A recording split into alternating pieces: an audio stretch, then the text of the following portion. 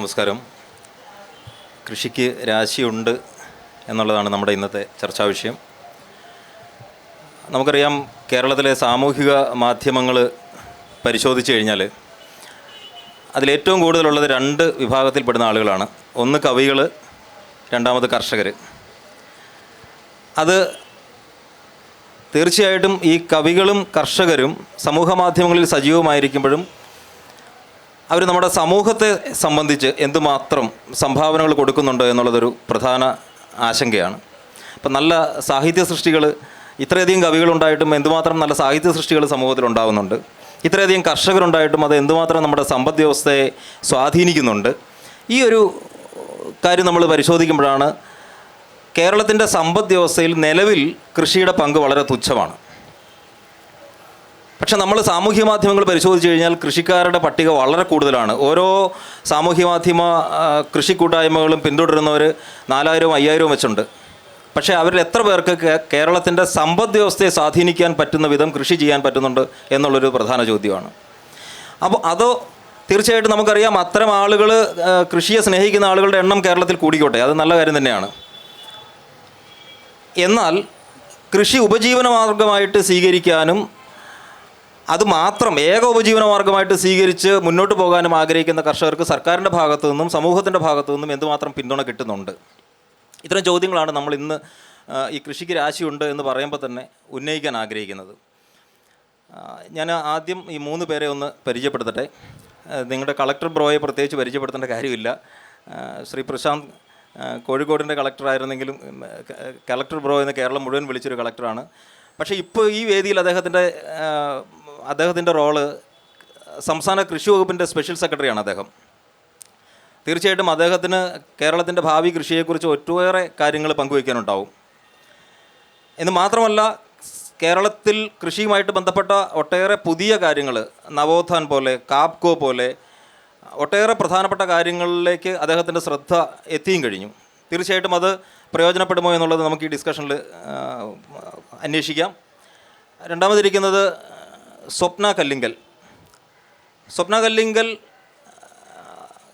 ഒരുപക്ഷെ ബാംഗ്ലൂരിൽ ജനിച്ചു വളർന്ന് IT മേഖലയിൽ ജോലി ചെയ്തിരുന്ന ഒരു വനിത വളരെ യാദൃച്ഛികമായിട്ട് കൃഷിയിലോട്ട് വന്നതാണ്.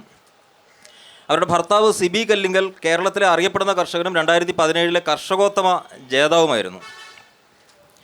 അദ്ദേഹത്തിൻ്റെ കൂടെ തന്നെ 22 വർഷം സജീവമായിട്ട് കൃഷിയിലുണ്ടായിരുന്നു അവർ.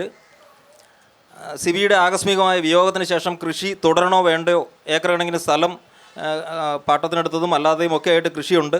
അപ്പോൾ അതിൽ തുടരണോ വേണ്ടയോ എന്നുള്ള ആശങ്കയിൽ നിന്ന് കൃഷിയിൽ തുടരാം എന്നുള്ള ചങ്കൂറ്റത്തോടെ അതിൽ ഉറച്ചു നിൽക്കുകയും 2017 സിബിയുടെ വിയോഗത്തിന് ശേഷം 2021 സംസ്ഥാനത്തെ മികച്ച കർഷകയ്ക്കുള്ള കർഷക തിലക പുരസ്കാരം നേടുകയും ചെയ്ത വനിതയാണ് സ്വപ്ന. 2 വർഷം കൊണ്ട് അവർ കേരളത്തിലെ സംസ്ഥാനത്തെ മികച്ച കർഷകരുടെ പട്ടികയിലേക്ക് എത്തിച്ചേർന്നു. തീർച്ചയായിട്ടും അവർക്ക് അവരുടെ കൃഷിയെ സംബന്ധിച്ചും അവർ നേരിടുന്ന വെല്ലുവിളികളെ സംബന്ധിച്ചും ഒരുപാട് കാര്യങ്ങൾ പങ്കുവയ്ക്കാനുണ്ട്. മൂന്നാമത്തെ ആൾ VC ജയ്സൽ. VC ജയ്സൽ മലപ്പുറം പരപ്പനങ്ങാടി സ്വദേശിയാണ്. നിങ്ങൾക്ക് ഇങ്ങനെയും കേരളത്തിൽ കൃഷി ചെയ്യുന്നവരുണ്ടോ എന്ന് സംശയം തോന്നും. ജയ്സൽ കൃഷി ചെയ്യുന്നത് ഏതാണ്ട് 300 ഏക്കറിലാണ് ജയ്സലിൻ്റെ കൃഷി. ഈ 300 ഏക്കറിൽ കൃഷി ചെയ്യുന്നു എന്ന് മാത്രമല്ല, ടൺ കണക്കിന് ഏതാണ്ട് അതിൽ തന്നെ 150 ടൺ നെല്ല് ഉൽപ്പാദിപ്പിക്കുന്ന ഒരു കർഷകൻ കൂടിയാണ് ജയ്സൽ. കോടിക്ക് മുകളിൽ വരും ജയ്സലിൻ്റെ വാർഷിക വിറ്റുവരവ്. 5 ഏക്കർ സ്ഥലം മാത്രമാണ് ജയ്സലിനുള്ളത്. 5 ഏക്കർ സ്ഥലം മാത്രമുള്ള ജയ്സൽ പാട്ടക്കരാറിൻ്റെ അടിസ്ഥാനത്തിലാണ് കേരളത്തിൽ, ഞാൻ ഈ പറഞ്ഞ മലപ്പുറം ജില്ലയിൽ മാത്രം ഇത്രയധികം കൃഷി ചെയ്യുന്നത്. ഈ 5 ഏക്കർ കൃഷിയുള്ള ജയ്സലിന് വായ്പ കൊടുക്കാൻ ഒരു ബാങ്കുകളും തയ്യാറല്ല. 5 ഏക്കർ കൃഷി മാത്രമുള്ള, അതേസമയം 5 ഏക്കർ സ്വന്തം കൃഷിയിടവും 300 ഏക്കറോളം പാട്ടകൃഷിയുള്ള കോടിക്കണക്കിന് രൂപയുടെ വിറ്റുവരവുള്ള ജയ്സലിന് കൃഷിക്കാരനായതുകൊണ്ട് മാത്രം ഒരു ബാങ്കും വായ്പ കൊടുക്കാൻ തയ്യാറല്ല. ആ ദുരനുഭവം ജയ്സൽ പങ്കുവച്ചിട്ടുണ്ട്. അപ്പോൾ ഇത്തരം കേരളത്തിൽ നമ്മൾ കൃഷിക്ക് രാശിയുണ്ട് എന്ന് നമ്മൾ തീരുമാനിക്കുമ്പോൾ തന്നെ അത് എന്തുമാത്രം വെല്ലുവിളികൾ നേരിടുന്നുണ്ട്, എന്തുമാത്രം പ്രതിസന്ധികൾ അതിൽ ഉറച്ചു നിൽക്കുന്നവർ അനുഭവിക്കുന്നുണ്ട് എന്നുള്ളതാണ് നമ്മളിന്നിവിടെ ചർച്ച ചെയ്യുന്നത്. നമുക്ക് ആദ്യം കൃഷി വകുപ്പിൻ്റെ സ്പെഷ്യൽ സെക്രട്ടറിയായ ശ്രീ പ്രശാന്തിൻ്റെ തന്നെ നിർദ്ദേശങ്ങൾ തേടാം. നമുക്കറിയാം, കേരളത്തിൽ 2010-11 കാലഘട്ടത്തിൽ കേരളത്തിലുണ്ടായിരുന്നത് 58,000 ശിഷ്ടം ഹെക്ടർ സ്ഥലമാണ് കേരളത്തിൽ കൃഷിയോഗ്യമായ തരിശുനിലം ഉണ്ടായിരുന്നത്. ഇന്ന് കേരളത്തിൽ 10 വർഷത്തിന് ശേഷമുള്ള കണക്കിൽ കേരളത്തിലുള്ളത് 90,000 ഹെക്ടർ സ്ഥലമാണ് കൃഷിയോഗ്യമായ തരിശു നിലമുള്ളത്. ഏതാണ്ട് ഇരട്ടി സ്ഥലം തരിശ് കിടക്കുകയാണ് കേരളത്തിൽ, കൃഷിയോഗ്യമായ തരിശു നിലം. പക്ഷെ നമ്മളുടെ കൃഷി ആയിട്ട് ബന്ധപ്പെട്ട നമ്മുടെ പദ്ധതികൾക്കോ കാര്യങ്ങൾക്കോ ഒന്നും ഒരു കുറവില്ല. എങ്കിൽ പോലും ചെറിയ ചില മുന്നേറ്റങ്ങൾ കാണുന്നുണ്ട്. ജയ്സലിനെ പോലെ, സ്വപ്നയെ പോലുള്ള ആളുകൾ നമ്മുടെ കാർഷിക മേഖലയിലേക്ക് വരുന്നുണ്ട്. നമുക്കറിയേണ്ടത് കൃഷിയെ പ്രൊഫഷണലായിട്ട് സമീപിക്കുന്ന, കൃഷിയെ ഒരു ബിസിനസ്സായിട്ട് പരിഗണിക്കാൻ ആഗ്രഹിക്കുന്ന കർഷകർക്ക് കൃഷി വകുപ്പും കേരളീയ സമൂഹവും എന്തുമാത്രം പിന്തുണ കൊടുക്കാൻ തയ്യാറാണ്. ഇപ്പോൾ അതിൻ്റെ ഏറ്റവും നല്ല ഉദാഹരണമാണ് പ്രശാന്ത് സാറ് മുമ്പോട്ട് വച്ചിരിക്കുന്ന നവോത്ഥാൻ എന്ന് പറയുന്ന പദ്ധതി. അപ്പോൾ ഈ പദ്ധതിയെക്കുറിച്ചും കേരളത്തിലെ കൃഷി എങ്ങനെ മാറണമെന്നുള്ളതിനെക്കുറിച്ചും, ഇന്ത്യയിലെ അഗ്രോ ബിസിനസ് ഒരു വർഷം 7.6% വളർച്ച നേടുമ്പം കേരളത്തിൽ അത് എന്തുകൊണ്ട് പിന്നോട്ട് പോകുന്നു എന്നുള്ളതിനെക്കുറിച്ചും നമ്മൾ ഈ വേദിയിൽ ചർച്ച ചെയ്യുന്നു. പ്രശാന്ത് സാർ, നമ്മുടെ കൃഷി ഒരു ബിസിനസ് മോഡലിലേക്ക് മാറുന്നതുമായിട്ട് ബന്ധപ്പെട്ട് സാർ ഈ അടുത്ത കാലത്ത് തന്നെ ധാരാളം ലേഖനങ്ങൾ എഴുതിയിട്ടുണ്ട്. കേരളത്തിൽ അത് എന്തുമാത്രം സാധ്യമാണ്? എന്താണ് അതിൻ്റെ മുന്നിലുള്ള വെല്ലുവിളികൾ?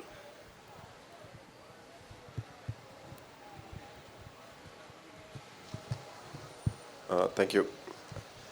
ആദ്യം തുടക്കത്തിൽ പറഞ്ഞു തുടങ്ങിയിരുന്നല്ലോ, നമ്മുടെ കവികളും അതുപോലെ കർഷകരും ഇഷ്ടം പോലെ ഉണ്ടെന്ന്. സത്യം പറഞ്ഞാൽ ഇത് കൂട്ടിക്കുഴച്ച് പ്രശ്നമാക്കുന്നതാണെന്ന് എനിക്ക് തോന്നുന്നത്. കാരണം നമ്മൾ കാവ്യാത്മകമായിട്ടാണ് കൃഷിയെ കാണുന്നത്, ഭയങ്കര റൊമാൻറ്റിസൈസ് ചെയ്താണ് കാണുന്നത്. ഇതിന് ബിസിനസ്സായിട്ട് കാണണം എന്ന് പറഞ്ഞു കഴിഞ്ഞാൽ അത് ഉൾക്കൊള്ളാൻ നമ്മുടെ സിസ്റ്റത്തിനും അതുപോലെ പൊതുസമൂഹത്തിനും ഒക്കെ കുറച്ച് ബുദ്ധിമുട്ടുണ്ട്. അതിനെ മര്യാദയ്ക്ക് ബാക്കി ഏത് ഒരു ഉപജീവന മാർഗം ബിസിനസ് പോലെ കണ്ടു കഴിഞ്ഞാൽ അതിനകത്ത് ലാഭമുണ്ട്, സൊല്യൂഷൻസ് ഉണ്ട്, പ്രശ്നങ്ങൾക്ക് പരിഹാരങ്ങളുണ്ട്. You can move on and make money. ഇതിനകത്ത് പൈസ ഉണ്ടാക്കുന്നതിൽ തെറ്റുമില്ല. കർഷകൻ എന്ന് പറഞ്ഞ ഇമേജറി തന്നെ ഒന്ന് ആലോചിച്ച് നോക്കൂ. പൊതുസമൂഹത്തിൽ കർഷകൻ എന്ന് പറഞ്ഞു കഴിയുമ്പം ഒരു വൃദ്ധനായിരിക്കണം, അത്യാവശ്യം ദാരിദ്ര്യം മുഖത്ത് നിഴലിച്ച് കാണണം, അദ്ദേഹം ആകാശത്തോട്ട് നോക്കിയിരുന്ന് മഴ പെയ്യോ ഇല്ലയോ എന്ന് നോക്കി ഒരു അവശൻ്റെ രൂപമല്ലാതെ ഒരു പോസിറ്റീവായിട്ട് കൃഷി ചെയ്ത് വരുമാനം ഉണ്ടാക്കുന്ന, അത്യാവശ്യം പണം ഉണ്ടാക്കുന്ന ഒരു യുവാവോ യുവതിയോ ആയിക്കഴിഞ്ഞാൽ വല്ല കുഴപ്പമുണ്ടോ? പക്ഷേ ആ ഇമേജറി, ആ ഒരു ബിംബം ക്രിയേറ്റ് ചെയ്ത് വെച്ചിരിക്കുന്നതിൽ നമുക്കെല്ലാവർക്കും ഒരു റോളുണ്ട്. മാത്രമല്ല കർഷകനെ പറ്റി പറയുമ്പോൾ എപ്പോഴും ഒരു ദാരിദ്ര്യത്തിൻ്റെയും ഹെൽപ്ലെസ്നെസ്, ഒരു നിസ്സഹായതയൊക്കെയാണ് പറയുന്നത്. യഥാർത്ഥത്തിൽ അങ്ങനെയാണോ എന്ന് ചോദിച്ചാൽ അല്ല. ഇപ്പോൾ ഇവിടെ ഇരിക്കുന്ന 2 കർഷകരുണ്ട്. ഇവരെ നമ്മൾ എപ്പോഴും ഒരു എക്സെപ്ഷണലായിട്ട് എന്തോ ഒരു വലിയ അത്ഭുതം പോലെ കാണിക്കുന്നതും തെറ്റാണ്. യഥാർത്ഥത്തിൽ കൃഷി ചെയ്യാൻ അറിയാവുന്നവരെ, ഞാൻ പറയാം, ഇവരെ പോലെ കൃഷി ചെയ്യാൻ അറിയാവുന്നവർക്ക് എല്ലാവർക്കും നന്നായി കൃഷി ചെയ്യാൻ പറ്റും, പ്രൊവൈഡഡ് നിങ്ങളതിനെ പ്രൊഫഷണലായിട്ട് അപ്രോച്ച് ചെയ്യുകയാണെങ്കിലും. കർഷകരിൽ എത്ര പേര് കണക്ക് എഴുതി സൂക്ഷിക്കേണ്ടതെന്ന് ആലോചിച്ചുകൊണ്ടോ? അതായത് ബുക്സ് ഓഫ് അക്കൗണ്ട്. ഒരു ബിസിനസ് ചെയ്യണമെങ്കിൽ ആദ്യം ബുക്സ് ഓഫ് അക്കൗണ്ട് വേണം. ലാഭം എന്താണ്, നഷ്ടം എന്താണ്, എത്ര ചിലവാക്കി, ഏത് ഇനത്തിൽ ചിലവാക്കി, എവിടെയാണ് എനിക്ക് ചിലവ് കുറയ്ക്കാൻ പറ്റുന്നത്, എവിടെയാണ് ഇൻക്രിമെൻ്റൽ എക്സ്പെൻഡിച്ചർ കൂട്ടിയാൽ ഇൻക്രിമെൻ്റൽ പ്രോഫിറ്റ് ഉണ്ടാക്കാൻ പറ്റും. ഇത്തരം രീതിയിൽ ചിന്തിച്ചിട്ട് കൃഷി ചെയ്യുന്നവർ വളരെ കുറവായി. ഇതെന്തുകൊണ്ടാണെന്നും കൂടെ ആലോചിക്കണം. നമ്മൾ ട്രഡീഷണലി നമ്മുടെ നാട്ടിൽ, ഇതെൻ്റെ ഒരു ഊഹമാണ്, ഇതൊന്നും വളരെ ശാസ്ത്രീയമാണെന്നൊന്നും എനിക്ക് തോന്നുന്നില്ല. വാട്ട് എവർ ഐ അണ്ടർസ്റ്റുഡ്, എനിക്ക് മനസ്സിലായ ഒരു കാര്യം, നമ്മുടെ നാട്ടിൽ ഭൂമി കൈവശമുള്ളവനെ മാത്രമേ കർഷകനായിട്ട് ഒന്നാമത് കാണുന്നുള്ളൂ. ഇപ്പോൾ ജയ്സൺ വളരെ ഭംഗിയായിട്ട് കൃഷി ചെയ്യുന്നു, പക്ഷേ ഭൂമി കയ്യിലുള്ളതുകൊണ്ട് മാത്രമേ, ഇപ്പം പാട്ടത്തിൽ മാത്രമായിരുന്നു ചെയ്തിരുന്നെങ്കിൽ ഒരുപക്ഷെ ഇദ്ദേഹത്തിനെ കർഷകനായിട്ട് അംഗീകരിക്കില്ല. നമ്മുടെ സിസ്റ്റം ഇസ് ലൈക്ക് ദാറ്റ്. അപ്പോൾ ഭൂമി കൈവശമുള്ള ആൾക്കേ കൃഷി ചെയ്യാൻ പറ്റുള്ളൂ. ടെക്നിക്കലി നിങ്ങൾ മനസ്സിലാക്കേണ്ടതെന്ന് പറഞ്ഞാൽ പാട്ടം നിരോധിച്ചിരിക്കുന്ന ഒരു സംസ്ഥാനം കൂടിയാണത്. അതാണല്ലോ സാർ, പാട്ടക്കരാറിന് പകരം സർവീസ് അതൊരു സൊല്യൂഷനിലോട്ട് നമ്മൾ കൊണ്ടുവന്നതാണ്. ഇപ്പോൾ ഈ ടെക്നിക്കലി നമ്മുടെ ജന്മിത്തം തൊലയട്ടെ എന്ന് പറഞ്ഞ് പണ്ട് കഴിഞ്ഞ നൂറ്റാണ്ടിലെ നിയമമാണ്, ഇന്ന് ജന്മിത്തം ഇല്ല. പക്ഷേ ആ ജന്മിത്തത്തെ അതിൻ്റെ ഹാങ് ഓവറിൽ നമ്മൾ ഇന്നും പാട്ടത്തിനെടുത്തിട്ട് അല്ലെങ്കിൽ മറ്റൊരാളുടെ ഭൂമിയിൽ കൃഷി ചെയ്യാൻ അനുവദിക്കുന്നില്ല നിയമപ്രകാരം. അപ്പോൾ എന്ത് പറ്റുന്നു എന്ന് വെച്ചാൽ, കൃഷി ചെയ്യണമെങ്കിൽ സ്വന്തം ഭൂമി വേണം. സ്വയം ഭൂമി കൈവശമുള്ള ഒരാളെ സംബന്ധിച്ചിടത്തോളം നമ്മൾ മനസ്സിലാക്കേണ്ട, അയാൾ ഫിനാൻഷ്യലി കുറച്ച് വെൽ ഓഫ് ആണ്, അല്ലേ? ട്രഡീഷണലി അയാൾക്ക് മറ്റ് വരുമാന മാർഗ്ഗങ്ങളൊക്കെ ഉണ്ട്. അയാളുടെ പ്രൈമറി സോഴ്സ് ഓഫ് ഇൻകം, പ്രധാന വരുമാന മാർഗ്ഗം ഇന്ന് കൃഷി അല്ല. അപ്പോൾ പ്രൊഫഷനിലേക്ക് മാറുന്നു, വേറെ പല തൊഴിലിലേക്കൊക്കെ മാറിപ്പോവുകയാണ്. അപ്പോൾ അയാൾ ആ കൃഷിയിടത്തിൽ നിന്ന് പരമാവധി വരുമാനം ഉണ്ടാക്കാൻ വേണ്ടിയുള്ള എഫേർട്ട് ഇടുമോ? സ്വാഭാവികമായിട്ടും ഇടില്ലല്ലോ. ഇപ്പോൾ കണ്ണായ ഒരു ഭൂമി ഉണ്ടെന്ന് വിചാരിക്കുക, ഒരു ലൊക്കേഷനിൽ, അവിടെ റിയൽ എസ്റ്റേറ്റ് ബിൽഡിംഗ് ഉണ്ടാക്കാനാണെങ്കിൽ FAR കാൽക്കുലേറ്റ് ചെയ്ത് ഏറ്റവും കൂടുതൽ അതിനകത്തുനിന്ന് വരുമാനം ഉണ്ടാക്കുന്ന ഒരു അപ്രോച്ച് ഒരു ബിസിനസ്സുകാരൻ എടുക്കും. കൃഷിയിൽ അത് എന്തുകൊണ്ട് എടുക്കുന്നില്ല എന്ന് വെച്ചാൽ അയാളുടെ പ്രൈമറി സോഴ്സ് ഓഫ് ഇൻകം അതല്ല. അതിൽ നിന്ന് അങ്ങനെ ഒരു പണിയെടുക്കണമെന്നോ ഇപ്പോഴത്തെ മെച്ചപ്പെട്ട ഏറ്റവും നല്ല ടെക്നോളജിയൊക്കെ അതിൽ ഉപയോഗിക്കണമെന്നോ അങ്ങനെ ഒരു ഇതില്ല. വളരെ അപൂർവമായിട്ട് സ്വയമേവ അത് തോന്നി ചെയ്യുന്ന ആൾക്കാരാണ് ഈ നിങ്ങൾ കാണുന്ന ഈ കർഷകർ. അതായത് ഇൻ്റഗ്രേറ്റഡ് ഫാമിങ്ങും ഡിസൈൻ ഫാമും ഒക്കെ ചെയ്തിട്ട് അതിൽ നിന്ന് ഏറ്റവും നല്ല വരുമാനം കണ്ടെത്താൻ, റിട്ടേൺ ഓൺ ഇൻവെസ്റ്റ്മെൻറ്റ് എന്ന് പറഞ്ഞാൽ ROI ഏറ്റവും മെച്ചപ്പെട്ടതാക്കി എടുക്കാൻ ശ്രമിക്കുകയൊക്കെ ചെയ്യുന്നത് അവർ മാത്രമാണ്. അപ്പോൾ മൊത്തത്തിൽ ഈ കാഴ്ചപ്പാട് തന്നെ മാറേണ്ടതുണ്ട്. പിന്നെ ഈ പോളിസി തലത്തിലുള്ള കുറേ നൂലാമാലകളുണ്ട്, അതില്ലെന്ന് ഞാൻ പറയുന്നില്ല. അപ്പോൾ അതിലേക്ക് നമ്മൾ കുറച്ച് മാറ്റങ്ങൾ വരുത്തണമെന്നുണ്ടെങ്കിൽ സമൂഹവും കൂടെ ഒന്ന് ചിന്തിക്കണം. കാരണം നമ്മളത് ചെയ്യാൻ ശ്രമിക്കുമ്പോൾ കുറ്റപ്പെടുത്തുകയും ഈ പഴയ ഹാങ് ഓവർ ബാഗേജസ് ഒത്തിരി ഉണ്ട് നമുക്ക്. ഈ ബാഗേജസ് കാരണം ഒരു നമ്മുടെ കൺമുന്നിൽ കണ്ടാൽ പോലും നമുക്കതിലൊരു മാറ്റം വരുത്താൻ വലിയ ബുദ്ധിമുട്ടാണ്. ഇപ്പോൾ യുവാക്കൾ കൃഷിയിലോട്ട് വരണമെന്ന് പറയുന്നു. കൃഷി ശാസ്ത്രീയമായി പഠിച്ചവരുണ്ട്, അവർക്ക് കൃഷി ചെയ്യണമെന്ന് പറയുന്നത്. അവർക്ക് ഭൂമി വേണ്ടേ? ഇവർ ആകാശത്തിൽ കൃഷി ചെയ്യുമോ? ഇല്ലല്ലോ. അവർക്ക് ഭൂമി കൊടുക്കണം. അപ്പോൾ ഭൂമി എവിടെ നിന്ന് കിട്ടും? ഭൂമി കൈവശം വയ്ക്കുന്നവരാണെങ്കിൽ ഇപ്പോൾ പത്തനംതിട്ട ഭാഗത്തൊക്കെ എത്രയോ ഭൂമി വെറുതെ ഇട്ടിരിക്കുകയാണ്. കാരണം അവരുടെ പ്രൈമറി സോഴ്സ് ഇപ്പോൾ അതല്ല. അപ്പോൾ അവരത് തരിശായി കിടന്നാലും കുഴപ്പമില്ല. ഇപ്പോൾ ഭൂമി കേരളത്തിൽ റിയൽ എസ്റ്റേറ്റ് അതും കമേഴ്ഷ്യലായിട്ട് മാത്രം കാണുന്ന ഒരു അപ്രോച്ചിലേക്ക് പൊയ്ക്കൊണ്ടിരിക്കുകയാണ്. എന്തുകൊണ്ടെന്ന് വെച്ചാൽ അതിനകത്ത് അഗ്രികൾച്ചറൽ ഇൻകം പോസിബിൾ ആണെന്നുള്ളത് മനസ്സിലാക്കുന്നില്ല. രണ്ടാമത് agricultural income section 10(1) of income tax act പ്രകാരം പൂർണ്ണമായിട്ട് ഇൻകം ടാക്സിൽ നിന്ന് മുക്തമാണ്. നമുക്ക് ഒരു ടാക്സ് ഫ്രീ ആണെന്നുള്ള ഒരു അറിവ് പോലും മലയാളികൾക്ക് എത്ര പേർക്കുണ്ടെന്ന് എനിക്കറിയില്ല. കാരണം ഞാൻ സംസാരിച്ചപ്പോൾ പലരും അത് അത്ഭുതത്തോടെ, അയ്യോ അങ്ങനെയോ ടാക്സ് ഇല്ലാത്തൊരു വരുമാനമോ എന്ന് അത്ഭുതം പ്രകടിപ്പിച്ചും ഞാൻ കണ്ടിട്ടുണ്ട്. ഇത് ഒരു ഇക്കോസിസ്റ്റം കഴിഞ്ഞ ഒരുപക്ഷെ ഒരു 10-15 വർഷമായിട്ട് ഇന്ത്യയിൽ ഒട്ടുമുക്കാലും തന്നെ വന്നിരിക്കുന്ന ഒരു ഇക്കോസിസ്റ്റം എന്ന് പറഞ്ഞാൽ കൃഷിക്ക് വളരെ അനുകൂലമായിട്ടുള്ളതാണ്. അതും കൂടെ നമ്മൾ മനസ്സിലാക്കണം. ഒന്ന് കൃഷി പ്രൈമറി, ആ കൃഷി എന്ന് പറഞ്ഞാൽ മാത്രമല്ല അതിൻ്റെ പ്രോസസ്സിങ്, അതിൻ്റെ വാല്യൂ അഡീഷൻ, ഇത്തരം പ്രവൃത്തികളിലേക്കും ഇഷ്ടംപോലെ ഫണ്ട് ഒഴുകുകയാണ്. ഇത് ഇപ്പോൾ ഈ വകുപ്പിൽ വന്നതിന് ശേഷം ഇതിൻ്റെ അത്യാവശ്യം കുറച്ച് കണക്കെടുത്ത് നോക്കുമ്പോൾ കേരളത്തിൽ അതൊന്നും ചാനലൈസ് ചെയ്യാൻ വേണ്ടുന്ന പ്രൈവറ്റ് കക്ഷികളും ഇല്ല, അതിനൊരു ഇൻട്രസ്റ്റ് എടുക്കുന്ന ആൾക്കാരും ഇല്ല. അപ്പോൾ ഇത് അന്വേഷിച്ച് പിടിച്ച് നോക്കുമ്പോൾ എന്താണ് എല്ലാവരും പറയുന്നത്? നമുക്ക് പ്രൊഡക്ഷൻ ഇല്ല എന്നുള്ളതാണ്. പ്രൊഡക്ഷൻ ഉണ്ടെങ്കിലല്ലേ. ഇപ്പോൾ ഉദാഹരണത്തിന് നിഞ്ച കാർട്ട് പോലുള്ള സ്ഥാപനങ്ങൾ, നിഞ്ച കാർട്ടൊക്കെ എൻഡ് ടു എൻഡ് സൊല്യൂഷനാണ്. നിങ്ങൾ ഉൽപ്പാദിപ്പിക്കൂ, അത് വിപണിയിലേക്ക് എത്തിക്കുന്നത് വരെ അവർ ആ സൊല്യൂഷനുണ്ട്. അതിനിടയിൽ ഇടനിലക്കാരും ഒക്കെ കട്ട് ചെയ്ത് കർഷകന് ഏറ്റവും കൂടുതൽ വരുമാനം കിട്ടും. ഇതൊക്കെയുണ്ട്. പക്ഷെ അവരോട് വരണമെങ്കിൽ ആദ്യം ഉൽപ്പാദനം വേണ്ടേ?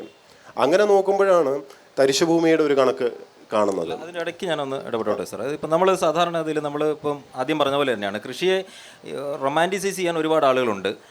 അതിനെക്കുറിച്ച് ഫേസ്ബുക്കിൽ ധാരാളം ആളുകൾ എഴുതുന്നുണ്ട്. പക്ഷേ കൃഷി ഒരു പ്രധാന ഉപജീവനമാർഗ്ഗമായിട്ടോ തൊഴിൽ മേഖലയായിട്ടോ സ്വീകരിക്കാൻ സന്നദ്ധരാകുന്നവർ വളരെ കുറവായിരിക്കും. പക്ഷെ അങ്ങനെ സന്നദ്ധരാകുന്നവർക്ക് വേണ്ട രീതിയിലുള്ള പരിഗണന കൊടുക്കാൻ നമ്മുടെ സംവിധാനങ്ങൾക്ക് കഴിയുന്നുണ്ടോ? ഇപ്പോൾ പലരും ഉന്നയിക്കുന്ന ഒരു പ്രധാന പ്രശ്നമുണ്ട്. ഇപ്പോൾ എല്ലാവരും കൃഷിയിലോട്ട് എന്ന് പറഞ്ഞ് പല പദ്ധതികളും വരുന്നുണ്ട്.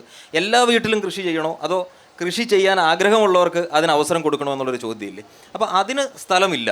അതിനാണ് സാറ് പറഞ്ഞതുപോലെ നമുക്കിവിടെ പാട്ടക്കരാർ ഒരു വലിയ പ്രശ്നമായിട്ട് കേരളത്തിൽ പാട്ടവ്യവസ്ഥ ഒരു വലിയ പ്രശ്നമായിട്ട് കിടക്കുന്നുണ്ട്. ആ പാട്ടവ്യവസ്ഥയെ മറികടന്നുകൊണ്ട് ഒരു സർവീസ് കോൺട്രാക്റ്റ് ഉണ്ടാക്കി, അതായത് കേരളത്തിൽ പാട്ടം നിരോധിച്ചിരിക്കുകയാണ്.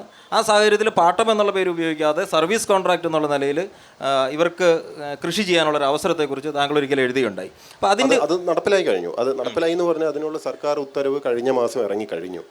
അതിനി റോൾ ഔട്ട് ചെയ്യാണ്. പൊതുജനങ്ങൾ അറിഞ്ഞാലേ ഉപയോഗിക്കാൻ പറ്റുള്ളൂ. ഇനി മുതൽ ഞാൻ പറയാം, താങ്കൾ കൃഷി ചെയ്യുമ്പോൾ സ്വന്തം ഭൂമിയുണ്ട്, മറ്റേ ഭൂമികളിൽ നിങ്ങൾക്ക് രേഖപ്രകാരം തന്നെ കൃഷി ചെയ്യാം. അത് ഒരു ട്രൈപാട്രിയറ്റ് എഗ്രിമെൻറ്റിൻ്റെ രൂപത്തിൽ ഞങ്ങളൊരു സർക്കാർ ഉത്തരവ് ഇറക്കിയിട്ടുണ്ട്. അത് എങ്ങനെയാണെന്ന് വെച്ചാൽ, ഇപ്പോൾ മുമ്പായിരുന്നെങ്കിൽ ഞാനിപ്പോൾ കൃഷിഭൂമി എടുക്കുകയാണ്, അപ്പോൾ കർഷകൻ പാട്ടം ഇങ്ങോട്ട് തരും. ഇതെങ്ങനെ സ്ട്രക്ചർ ചെയ്തിരിക്കുന്നതെന്ന് വെച്ചാൽ തിരിച്ചാണ്. കൃഷി ഒരു സർവീസായിട്ട് അതിനെ കൺസ്ട്രക്ട് ചെയ്തിട്ട് കർഷകന് കൃഷി ചെയ്യുന്നതിന് അങ്ങോട്ടേക്ക് പൈസ തരും.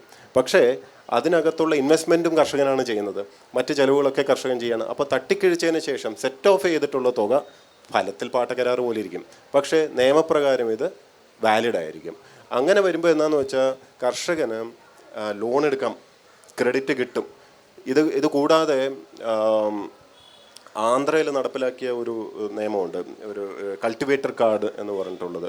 അതും ഇപ്പം നമ്മൾ നടപ്പിലാക്കാനുള്ള തയ്യാറെടുപ്പിലാണ്. അതിൻ്റെ കരട് തയ്യാറായിക്കൊണ്ടിരിക്കുകയാണ്. കാരണം ക്രെഡിറ്റ് കിട്ടണം, കർഷകന് ക്രെഡിറ്റ് അല്ലെങ്കിൽ ലോൺ ലഭ്യമാവണം.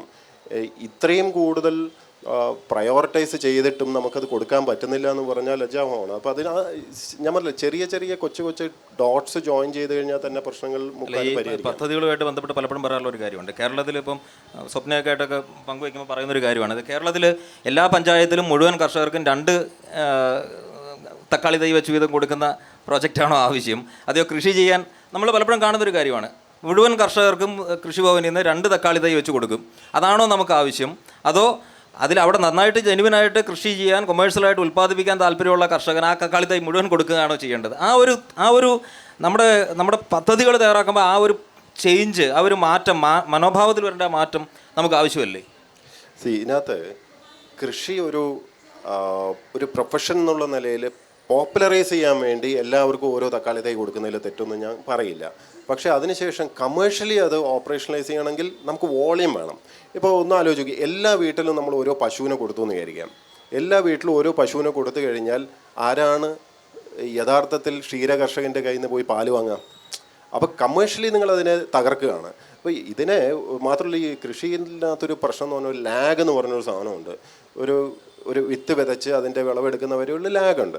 ഇപ്പോൾ ഈ ലാഗിനിടയിൽ കർഷകന് അറിയില്ല. നിങ്ങളെല്ലാവരും കൂട്ടത്തോടെ എല്ലാവരും കൂടെ വീട്ടിൽ വെണ്ടയ്ക്ക വെച്ച് കഴിഞ്ഞാൽ, ഞാൻ വെണ്ടയ്ക്ക കൃഷി ചെയ്തിട്ട് ഇറങ്ങുമ്പോൾ ഉണ്ട്, അയ്യോ എല്ലാ വീട്ടിലും വെണ്ടയ്ക്ക, ഇനിയിപ്പോൾ എൻ്റെ വെണ്ടയ്ക്ക ആര് വാങ്ങും? അപ്പോൾ ഞാൻ എന്ത് ചെയ്യും? അടുത്ത വർഷം ഞാൻ വെണ്ടയ്ക്ക ഇടില്ല, അപ്പോൾ വെണ്ടയ്ക്ക നടില്ല. നടാതിരിക്കുമ്പോൾ നിങ്ങളെല്ലാവരും വെണ്ടയ്ക്ക നടുവോ? അതും ചെയ്യത്തുമില്ല. അപ്പോൾ അടുത്ത ദിസ് എ സൈക്ലിക്കൽ ഇഷ്യൂ. അപ്പോൾ നിങ്ങൾ പറഞ്ഞ അതിനകത്തൊരു ലോജിക്ക് ഉണ്ട്.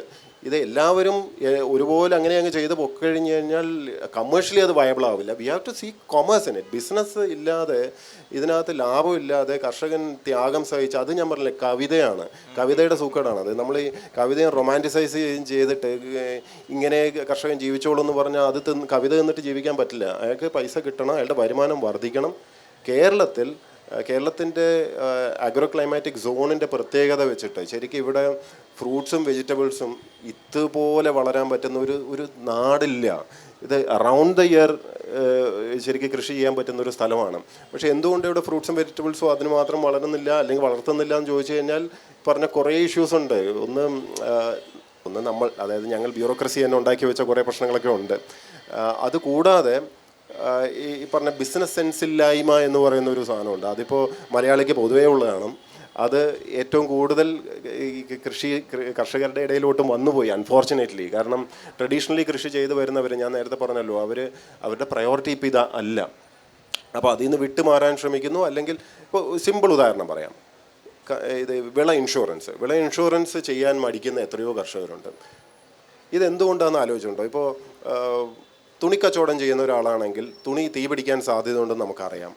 തുണി ഇൻഷുർ ചെയ്യും കച്ചവടക്കാരൻ, നല്ലൊരു കച്ചവടക്കാരൻ അത് കൃഷി ചെയ്യും, ഇൻഷുർ ചെയ്യും. എന്തുകൊണ്ടാണെന്ന് വെച്ചാൽ അതിനെ ഹെഡ്ജിങ് ഓഫ് റിസ്ക് എന്ന് പറയും. റിസ്ക് ഹെഡ്ജ് ചെയ്ത് മുമ്പോട്ട് പോകും. കൃഷിയിൽ ഇൻഷുറൻസ് തുകയുടെ 5% കർഷകൻ അടയ്ക്കേണ്ടത്, ബാക്കി മുഴുവനും സർക്കാർ അടയ്ക്കുന്നത്. എന്നിട്ടും അത് അടയ്ക്കാതിരിക്കും. എന്തുകൊണ്ടെന്ന് വെച്ചാൽ അതിനെ ബിസിനസ്സായി കാണാത്തത് കൊണ്ട് ആ ഇൻക്രിമെൻ്റൽ എക്സ്പെൻഡിച്ചർ ഉണ്ടല്ലോ, അത് കുറയ്ക്കാൻ നോക്കും. ചിലവ് എങ്ങനെ പരമാവധി കുറയ്ക്കാമെന്ന് മാത്രം ചിന്തിക്കുകയാണ്. മറിച്ച് ഞാൻ ഇവിടെ ഇപ്പോൾ 10 രൂപ അധികം ഇട്ടാൽ അവിടെ 100 രൂപ കിട്ടാൻ സാധ്യതയുണ്ട്. അല്ലെങ്കിൽ ഇവിടെ ഒരു 10 രൂപ ഇട്ടാൽ എനിക്ക് റിസ്ക് ഹെഡ്ജ് ചെയ്യാൻ സാധ്യതയുണ്ട്. ഇങ്ങനെയുള്ള തോട്ട് വരണമെന്നെങ്കിൽ അതിനെ ബിസിനസ്സായിട്ട് തന്നെ കാണണം. ഇപ്പം ഇൻറ്റിഗ്രേറ്റഡ് ഫാമിങ്ങോ അല്ലെങ്കിൽ ഡിസൈൻ ഫാമിലൊക്കെ കാണുന്ന ഒരു അപ്രോച്ച് അതാണ് യഥാർത്ഥത്തിലും. ഇപ്പോൾ ഷീ നോസ് ബെറ്റർ. ഇത് എങ്ങനെയാണെന്ന് വെച്ചാൽ, എനിക്ക് ഓരോ പെർ ഇഞ്ചിനകത്തുനിന്നും പരമാവധി ഇൻകം എടുക്കാൻ പറ്റണം എന്നുണ്ടെങ്കിൽ കുറച്ചുകൂടെ ഇൻക്രിമെൻ്റൽ ചിലപ്പോൾ ഞാൻ ഇടേണ്ടി വരും. ഇപ്പോൾ ഒരു സ്ട്രോബെറി സാധാരണ കൃഷി ചെയ്യുന്ന ഒരു വ്യക്തി, അയാൾ അത് പ്രൊട്ടക്റ്റഡ് സ്ട്രോബെറി ആക്കി കഴിഞ്ഞാൽ, പ്രൊട്ടക്റ്റഡ് കൾട്ടിവേഷൻ ആക്കി കഴിഞ്ഞാൽ പെട്ടെന്ന് അതിൻ്റെ ക്വാളിറ്റി വർദ്ധിക്കും. അപ്പോൾ എക്സ്പോർട്ടിൽ വരുമാനം വർദ്ധിക്കും. ഇത് ഓരോ അപ്രോച്ചാണ്. This also mental approach as well. നമുക്ക് അടുത്ത സ്വപ്നയിലേക്കാണ് പോകേണ്ടത്. ഇപ്പം നമുക്കറിയാം, കേരളത്തിൽ സ്ത്രീ ശാക്തീകരണത്തിന് ഏറ്റവും കൂടുതൽ പ്രയോജനപ്പെട്ടിട്ടുള്ള ഒരു മേഖലയാണ് കൃഷി. അത് ഏത് അറ്റം വരെ പോകുന്നു എന്നുള്ളത് അവിടെ നിൽക്കട്ടെ. നമുക്കറിയാം, കേരളത്തിൽ ഏറ്റവും കൂടുതൽ സ്ത്രീകൾ കൃഷി ചെയ്യുന്നത് കുടുംബശ്രീയായിട്ട് ബന്ധപ്പെട്ടാണ്. നിരവധി കുടുംബശ്രീ യൂണിറ്റുകൾ കേരളത്തിൽ ചെറിയ രീതിയിലെങ്കിലും കൃഷി ചെയ്യുന്നുണ്ട്. അവരെ സ്വയം പര്യാപ്തരാക്കാനും സ്വന്തം കാലിൽ നിൽക്കാനും അവരെ പ്രാപ്തരാക്കിയിട്ടുണ്ട്. അതിനപ്പുറത്തേക്ക് കാർഷിക മേഖലയിലേക്ക്, ഈ കൂട്ടായ്മകൾക്കപ്പുറത്തേക്ക് വളർന്നു വരുന്ന സ്ത്രീകളുടെ എണ്ണം വളരെ കുറവാണ്. ഒരുപക്ഷെ ഞാൻ ആദ്യം പറഞ്ഞതുപോലെ, അല്ലെങ്കിൽ പ്രശാന്ത് സാർ പറഞ്ഞതുപോലെ, ഈ ബിസിനസ് മോഡൽ കൃഷിയെ മാറ്റി ആ രീതിയിൽ അതിനെ വളർത്തുന്നവർ കുറവാണ്. ആ കാര്യത്തിൽ സ്ത്രീകൾക്ക് എന്തെങ്കിലും പ്രത്യേകമായ വെല്ലുവിളികൾ നേരിടുന്നുണ്ടോ? കർഷകർ പൊതുവേ നേരിടുന്ന വെല്ലുവിളികൾ എന്തൊക്കെയാണ്? ഇപ്പോൾ നിലവിൽ നമുക്കറിയാം, സ്വപ്നയെ സംബന്ധിച്ചിടത്തോളം തൃശ്ശൂരിൽ നിന്ന് വളരെ ദൂരെയുള്ള ഒരു ഏലത്തോട്ടം മെയിൻറ്റെയിൻ ചെയ്യേണ്ട ചുറ്റുപാടുണ്ട്. അതും പ്രത്യേകിച്ചും ഓർക്കാപ്പുറത്ത് അതിലേക്ക് എത്തേണ്ട ഒരു അവസ്ഥ വന്നാണ്. അപ്പോൾ ഈ വിപണിയുമായിട്ട് ബന്ധപ്പെട്ടും സാമൂഹിക ഇടപെടലുമായിട്ട് ബന്ധപ്പെട്ടും സ്ത്രീകൾ കാർഷിക മേഖലയിൽ ഏതെങ്കിലും തരത്തിലുള്ള പ്രത്യേകമായ വെല്ലുവിളികൾ നേരിടുന്നുണ്ടോ? പൊതുവിൽ കാർഷിക മേഖലയിൽ സ്വപ്ന അനുഭവിക്കുന്ന ഒരു സാധ്യതകളും പ്രശ്നങ്ങളും എന്തൊക്കെയാണ്? എല്ലാവർക്കും നമസ്കാരം. ജോബി സാർ പറഞ്ഞ പോലെ ഞാൻ കൃഷിയിലേക്ക് വളരെ ആകസ്മികമായിട്ട് കടന്നു വന്ന ഒരാളാണ്. ഒന്നും അറിയാതെ വളരെ സന്തോഷത്തോടെ എൻ്റെ ഭർത്താവിൻ്റെ ഒപ്പം നല്ലൊരു കുടുംബിനിയായിട്ട് ജീവിച്ചുകൊണ്ടിരുന്ന സാഹചര്യത്തിൽ പെട്ടെന്നൊരു സുപ്രഭാതത്തിൽ രാവിലെ പോയ ആൾ വൈകിട്ട് വീട്ടിലേക്ക് തിരിച്ചു വന്നില്ല. ഞാൻ പിറ്റേ ദിവസം ചിന്തിച്ച് നോക്കുമ്പോൾ 2 ദിവസം കഴിഞ്ഞ് സിബ്ജേട്ടൻ്റെ അടക്കമൊക്കെ കഴിഞ്ഞ് ഞാൻ രാവിലെ എണീറ്റ് നോക്കുമ്പം നിറച്ച് പണിക്കാരും ഉണ്ട്, എന്ത് ചെയ്യണമെന്ന് അറിയാത്തൊരു ഞാനും ഉണ്ട്. അപ്പോൾ അവിടെ നിന്നിട്ട് ഞാൻ ചിന്തിച്ച ഒരു കാര്യമായിരുന്നു, ഇനി മുന്നോട്ട് എന്ത് ചെയ്യും. അപ്പം 90% അല്ല 99% ആൾക്കാർ പറഞ്ഞത് നമുക്ക് സ്ഥലം കൊടുക്കാം, സ്വപ്നയ്ക്ക് ഇത് ഹാൻഡിൽ ചെയ്യാൻ പറ്റത്തില്ല, ബിക്കോസ് എൻ്റെ ലാംഗ്വേജ് പ്രോബ്ലം ആയിരിക്കും, സ്വപ്നയ്ക്ക് കൃഷി അറിയത്തില്ല, ഭാഷ അറിയത്തില്ല, ആൾക്കാരെ അറിയത്തില്ല, പണിക്കാരെ അറിയത്തില്ല, നാടറിയത്തില്ല, ഒരു വീട്ടമ്മയായിരുന്ന സ്വപ്നയ്ക്ക് കൃഷി കൊണ്ടു നടക്കാൻ പറ്റില്ല. എൻ്റെയും മനസ്സിലെ ഒരു ധാരണ അതായിരുന്നു, എനിക്ക് പറ്റില്ല എന്നുള്ളത്. ദാറ്റ് വാസ് മൈ ഫസ്റ്റ് എന്താ പറയുക, എഴുതിയിട്ടൊരു വരിയായിരുന്നു, എനിക്ക് കൃഷി പറ്റത്തില്ല എന്ന്. Then what inspired me was സിബിയുടെ ലാസ്റ്റ് വേർഡ്സ് ആയിരുന്നു. എന്നോട് അത് കഴിഞ്ഞ ഒരു 3-4 ദിവസം കഴിഞ്ഞപ്പോൾ ഒരാൾ വീട്ടിൽ വന്ന് പറഞ്ഞു, Swapna, I was there when Sibi was last minutes. സിബിയുടെ ലാസ്റ്റ് വേർഡ്സ് വേർ എൻ്റെ ചെടികൾ നോയിക്കോണേന്നായിരുന്നു. So that was my starting point. അവിടെ നിന്നാണ് ഞാൻ എന്ന കൃഷിക്കാരി ജനിക്കുന്നത്. അവിടെ നിന്നിപ്പം 5 വർഷവും 5 മാസവും 3 ദിവസം തികയുമ്പോൾ തിരിഞ്ഞു നോക്കുമ്പോൾ എനിക്ക് ഒരു നഷ്ടവുമില്ല. ഞാൻ എന്ന കൃഷിക്കാരി ഒരു ഫുൾ സക്സസ് ആണെന്ന് എനിക്ക് ഒരു 90% വരെ എനിക്ക് പറയാൻ പറ്റും. കൃഷി ചില എൻ്റെ രീതിയുള്ളൊരു കൃഷി ഞാൻ ഇപ്പോഴും പഠിക്കുവാണ്. ഞാൻ ഫുള്ളി ഒരു 100% ആയിട്ടില്ല. I M on my way, my journey is still going on. പക്ഷേ വെല്ലുവിളികൾ ഇഷ്ടം പോലെയുണ്ട്. പക്ഷേ നമ്മൾ സ്ത്രീകളെ പോലെ ഒരു മൾട്ടി ടാസ്കിങ് കഴിവുള്ളതും ഒരേ സമയത്ത് കുറേ കാര്യങ്ങൾ ഹാൻഡിൽ ചെയ്യാൻ പറ്റും നമുക്ക് മാത്രമേ ഉള്ളൂ എന്നുള്ളത് എനിക്ക് 100% പറയാൻ പറ്റും. പിന്നെ കൃഷിക്ക് സ്ത്രീകൾക്കുള്ള റോള്, നമ്മളൊരു അമ്മയായാലും ഒരു ഭാര്യയായാലും ഒരു പെങ്ങളായാലും ഒരു മകളായാലും നമ്മളാണ് അടുക്കളയുടെ രാജാവും റാണിയും എല്ലാം. അപ്പം നമ്മൾ ഏറ്റവും കൂടുതൽ ആഗ്രഹിക്കുന്നത് നമ്മുടെ കുടുംബത്തിന് നല്ല ആഹാരം കൊടുക്കണമെന്നാണ്. ഇപ്പോൾ ഒരു നല്ലൊരു കർഷക ജനിക്കുന്നത് നല്ലൊരു അടുക്കളയിൽ നിന്നാണ്. സോ നമ്മൾ എൻ്റെ ഫാമിലിക്ക് നല്ല ഭക്ഷണം കൊടുക്കണം. അപ്പം ഞാൻ എൻ്റെ ഫാമിലിക്ക് നല്ല ഭക്ഷണം കൊടുക്കാൻ ആഗ്രഹിക്കുമ്പോൾ അവളുടെ കയ്യിൽ ഭക്ഷണം സുരക്ഷിതയാണ്. It is food safety starts from a housewife. അപ്പോൾ അങ്ങനെ ഒരാളുടെ കയ്യിൽ നമ്മളൊരു കൃഷി കൊടുത്താൽ നമ്മൾ എങ്ങനെ ചെയ്യും? എൻ്റെ കുടുംബത്തിന് എങ്ങനെ ചെയ്യുന്നു ഞാൻ അതേപോലെ എൻ്റെ സമൂഹത്തിനും ചെയ്യണം ഉള്ളൊരു ചിന്ത വരും. അപ്പോൾ ഞാൻ ഫസ്റ്റ് തിങ് പറയുന്നത്, നമ്മളൊരു ഫാമിലി കൃഷി വെച്ചാൽ നമ്മളൊരു ഹസ്ബൻഡും ഒരു കൃഷിത്തോട്ടം ഉണ്ടെങ്കിൽ അതിൽ നമ്മൾ സ്ത്രീകൾക്കുള്ളൊരു സ്പേസ് എപ്പോഴും കൊടുക്കണം. സാധാരണ കൃഷിക്കാരുടെ വീട്ടിൽ കാണുന്ന പശുവിനെ കറന്ന് കൊണ്ടേ കൊടുക്കും, വീട്ടിൽ പുള്ളിക്കാരി എല്ലാം ചെയ്യും, അല്ലെങ്കിൽ അങ്ങനെയാണ് കണ്ടുവരുന്നത്. നമ്മൾ കേരളത്തിൽ ഒരു ട്രഡീഷണലായിട്ട് കണ്ടുവരുന്നത്. ബിക്കോസ് ഞാൻ പുറത്ത് ജനിച്ചു വളർന്നതിൽ എനിക്ക് അത്രയും ഒരു കൃഷി പാരമ്പര്യം ഇല്ലെങ്കിലും സിബി ഒരു ഫുള്ളി ട്രഡീഷണലായിട്ട് ഒരു കൃഷി ഫാമിലിയിൽ ജനിച്ചു വളർന്നപ്പോൾ അങ്ങനെ കല്യാണം കഴിഞ്ഞ് വന്നപ്പോഴാണ് ഞാനിതൊക്കെ കാണുന്നത്. അപ്പം ആണുങ്ങൾ ചക്കയിട്ട് വീട്ടിൽ കൊണ്ടുവന്ന് തരും, നമ്മൾ ചക്ക വെട്ടിയെല്ലാം റെഡിയാക്കും, എല്ലാം വാഴക്കൊല വെട്ടിക്കൊണ്ടുവന്ന് തരും, നമ്മളെല്ലാം വീട്ടിൽ റെഡിയാക്കും. അങ്ങനെയല്ലാതെ നമുക്കൊരു സ്പേസ് നമ്മുടെ കൃഷിയിടത്തിൽ നമുക്ക് കിട്ടുമ്പോഴാണ് ഭർത്താവ് പോയി എവിടെ പോയതാണാവോ, എന്തിനു പോയതാണോ. ഇപ്പോൾ ഇത് എവിടെയെങ്കിലും ഒരു ടോക്ക് കേൾക്കാൻ വന്നിട്ടുണ്ട്, ഇതിൽ സ്ത്രീകൾ വളരെ കുറവാണ്. എൻ്റെ ഭർത്താവ് രാവിലെ പോയി ഇതുപോലത്തെ ഒരു കിറ്റും കൊണ്ടുവന്ന് വീട്ടിൽ വന്നിട്ടുണ്ട്. പക്ഷേ അവിടെ എന്തിനു പോയി, പോയതിൽ what effort he has taken, അല്ലെങ്കിൽ അത് എന്താണ് ചെയ്തത്, ആരുടെ കൃഷിത്തോട്ടം കാണാനാണ് പോയത്, എവിടെ നിന്നാണ് ഈ ചെടി മേടിച്ചത്, എന്താണ് ആളെന്താ ചെയ്യണതെന്ന് നമ്മൾ ഒപ്പം നിൽക്കുമ്പോൾ നമുക്കൊരു ഭയങ്കര സപ്പോർട്ടാണ്. ഒന്ന് രാത്രി നമുക്ക് എൻ്റെ ഭർത്താവ് ഇത്രയൊക്കെ ചെയ്തിട്ടാണല്ലോ വരുന്നത്. അപ്പം നമുക്കും we can also support him in agriculture. അന്നത്തെ കാലത്ത് agriculture is not at all a choice, ആരുടെയോ കപ്പ് ഓഫ് ടീ അല്ല അത്. ആ കാലം വളരെ എന്താ പറയുക ദൂരമല്ല. നമ്മളാരും 20 വർഷം മുമ്പ് നമ്മൾ കണ്ടിട്ടുണ്ടോ ബോട്ടിൽ വാട്ടറും ക്യാൻഡ് വാട്ടറും നമ്മൾ കണ്ടിട്ടില്ല. പക്ഷെ അത് ഇന്ന് യാഥാർത്ഥ്യമാണ്. ഇവിടുന്ന് ദൂരമല്ല പ്ലാസ്റ്റിക് റൈസും പ്ലാസ്റ്റിക് മുട്ടയും പ്ലാസ്റ്റിക് കാഷ്നട്ടൊക്കെ നമ്മളിപ്പോൾ കേൾക്കുന്നുണ്ട്, നമ്മുടെ മാർക്കറ്റിലും ഉണ്ട്. പക്ഷെ അത് വ്യാപകമായിട്ടില്ല. പക്ഷെ ആ നാളുകൾ ദൂരമല്ല. നമ്മൾ കടന്നു പോയാലും നമ്മളുടെ മക്കൾ ഇതിന് വിക്റ്റംസായി തീരും. സോ നമ്മൾ ഇന്ന് കൃഷി എന്താ പറയുക, ഇറ്റ് ഈസ് വെരി ഗുഡ്. ഞാനെന്ന ഒരു സ്വപ്ന എന്ന് പറഞ്ഞ ഒരു വ്യക്തി ഇന്ന് ഫുൾ ടൈം ഫാർമറാണ്. രാവിലെ 5 മണി തൊട്ടിട്ടാണ് 24 hour ഫാർമറാണ് ഞാൻ. കൃഷി നഷ്ടമല്ല. എനിക്ക് എവിടെ വേണമെങ്കിൽ നിന്ന് പറയാം. എനിക്ക് സ്ഥലമുണ്ട്, എനിക്കൊരു ഇൻ്റഗ്രേറ്റഡ് ഫാമുണ്ട്, മൃഗങ്ങളുണ്ട്. ഇത്തിരി ബുദ്ധിമുട്ടാണ്, ഇത്തിരി കഷ്ടപ്പാടാണ്. നമ്മളിപ്പോൾ ഇങ്ങനെ ഇരിക്കുന്ന പോലെയല്ല, വീട്ടിൽ വെച്ചാൽ ഞാൻ ചാണകക്കുഴിയിലായിരിക്കും. പക്ഷേ അത് ചെയ്യാനുള്ളൊരു പാഷൻ, അതൊരു ഇഷ്ടം, ഒരു സ്നേഹം, ഒരു ഡെഡിക്കേഷൻ കൊണ്ട് ചെയ്താലേ നമ്മൾക്ക് കൃഷിയിൽ വിജയിക്കാൻ പറ്റുള്ളൂ. അല്ലാണ്ട് നമ്മൾ വീട്ടിലിരുന്നിട്ട് സാർ പറയുമ്പോൾ എനിക്ക് എൻ്റെ വീട്ടിൽ നിന്ന് 200 കിലോമീറ്റർ അപ്പുറമാണ് എനിക്കൊരു തോട്ടം. എനിക്ക് പോയി ഹാൻഡിൽ ചെയ്യാനൊക്കെ ഭയങ്കര പാടാണ്. എന്നിരുന്നാലും ഡെയിലി വിളിക്കുക, നമ്മൾ ആ കൃഷി പഠിക്കണം. നമ്മളെല്ലാവരും ഇന്നത്തെ കാലത്ത് കൃഷി നമ്മൾ നന്നായി എന്ന് വെച്ചിട്ട് BSc agriculture Kerala agriculture university പോയി പഠിച്ചുകൊണ്ട് നമ്മൾ കൃഷിക്കാരിയാവില്ല. നമ്മൾ ഡെയിലി നമ്മുടെ കൃഷിയിടത്തിൽ ഇറങ്ങി ചെയ്ത് പഠിച്ചിട്ട് വേണം നമ്മൾ കൃഷിയിലേക്ക് ഇറങ്ങാൻ. പിന്നെ വെല്ലുവിളികൾ തീർച്ചയായിട്ടും. സിബി മരിച്ചപ്പം ഒന്നടക്കം പട്ടിക്കാടിലാണ് ഞാൻ താമസിക്കുന്നത് കേട്ടോ. ഒന്നടക്കം പട്ടിക്കാട് ജനറൽ പറഞ്ഞ സ്വപ്ന പൂട്ടിപ്പോവും. 6 months ടൈമാണ് എനിക്ക് തന്നത്. സ്വപ്ന കല്ലിങ്കൽ പ്ലാന്റേഷൻ പൂട്ടും, അവിടെ ഒന്നും നടക്കാൻ പോകുന്നില്ല, അങ്ങോട്ട് പോവണ്ട. സ്വപ്നയുടെ നഴ്സറി പൂട്ടി. 16,000 തെങ്ങൻ തൈ എൻ്റെ കൃഷിയിടത്തിൽ വെയിറ്റിംഗ് ഫോർ സംബടി ആയി ഇരുന്ന ഒരു കാലത്തിലാണ് സിബ്ജേട്ടൻ പോണത്. ഞാനും ഓർത്തു വേണ്ട, അതെല്ലാം കൂടെ നമുക്ക് പോയി പറയാൻ പറ്റില്ലല്ലോ, നമ്മുടെ സാഹചര്യം അങ്ങനെ. ഭർത്താവ് നഷ്ടപ്പെട്ടൊരു വിധവയ്ക്ക് ഉണ്ടാവുന്ന ഒരു സാഹചര്യമാണ് ഞാൻ ഫേസ് ചെയ്തത്. അത് ഭയങ്കര ബുദ്ധിമുട്ടുള്ള, ബിക്കോസ് സമൂഹം നമ്മൾ അംഗീകരിക്കത്തില്ല, ഒരു സ്ത്രീനെ പുറത്തേക്ക് വരാൻ സമ്മതിക്കത്തില്ല. അപ്പം നമുക്ക് വേറെ ഇഷ്ടം പോലെ നമുക്കെന്താ ടാഗ് വരും. പക്ഷെ അല്ല, എന്തു വന്നാലും നമ്മളിതിൽ മുന്നോട്ട് എനിക്ക് വേറെ മാർഗ്ഗമില്ല, എനിക്ക് വേറെ ജോലിയില്ല, എനിക്ക് വേറെ ഒന്നുമില്ല. എനിക്ക് കൃഷി ചെയ്തേ പറ്റൂ. I have to get through. എനിക്ക് 2 മക്കളുണ്ട്, സിബ്ജേട്ടൻ്റെ സ്വപ്നങ്ങളുണ്ട്. അപ്പം ഈ വെല്ലുവിളികളൊക്കെ ഇഷ്ടംപോലെ സാമ്പത്തികമായിട്ടും. ഞാൻ പറയട്ടെ, ഞാൻ സിബ്ജേട്ടൻ മരിച്ച പിന്നെ ഒരു ATM കാർഡ് എടുക്കണത്, ഒരു ബാങ്കിൽ അക്കൗണ്ട് തുടങ്ങണത്. പക്ഷേ നത്തിങ് ഈസ് ഇമ്പോസിബിൾ. ഒറ്റയ്ക്കാണെങ്കിലും നമ്മൾ നമ്മുടെ മാർഗ്ഗങ്ങൾ, നമ്മുടെ വഴികൾ നമ്മൾ തേടിയെടുക്കും. ആരൊക്കെ എന്ത് വേണമെങ്കിൽ പറഞ്ഞോട്ടെ. എൻ്റെ മോള് പറഞ്ഞു, അമ്മയ്ക്ക് അവരാരും കയ്യിൽ കാശൊന്നും കൊണ്ടു തരുന്നില്ലല്ലോ, പറയുന്നവർ പറയട്ടെ, you go ahead with pappas dreams. അതാണ് ഞങ്ങളെ മുന്നോട്ട് നയിച്ചത്.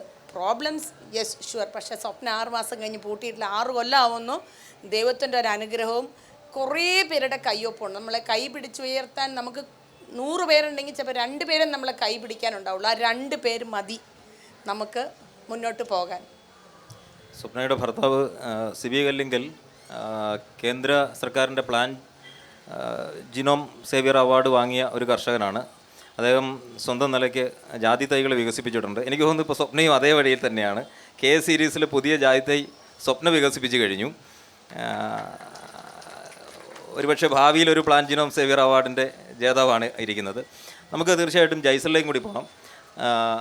ജയ്സലിൻ്റെ ഞാൻ ആദ്യം പറഞ്ഞു, കേരളത്തിൽ ഒരു വ്യക്തി 200 ഏക്കറിൽ കൃഷി ചെയ്യുക എന്ന് പറയുന്നത് ഒരുപക്ഷെ ഒരു പഞ്ചായത്തിൽ എടുത്താൽ ഉണ്ടായിരുന്നെങ്കിൽ നമ്മൾ എവിടെ നിൽക്കുമായിരുന്നു എന്ന് ആലോചിച്ച് നോക്കണം.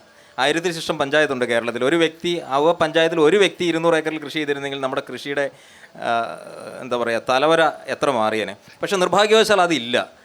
ജയ്സലിനെ പോലെയുള്ള ഒരാളെ ഇനി മറ്റൊരു പഞ്ചായത്തിൽ കാണാൻ പറ്റുമോ എന്ന് ചോദിച്ചാൽ വളരെ ചുരുക്കം പേരെ അങ്ങനെ ഉണ്ടാവുള്ളൂ.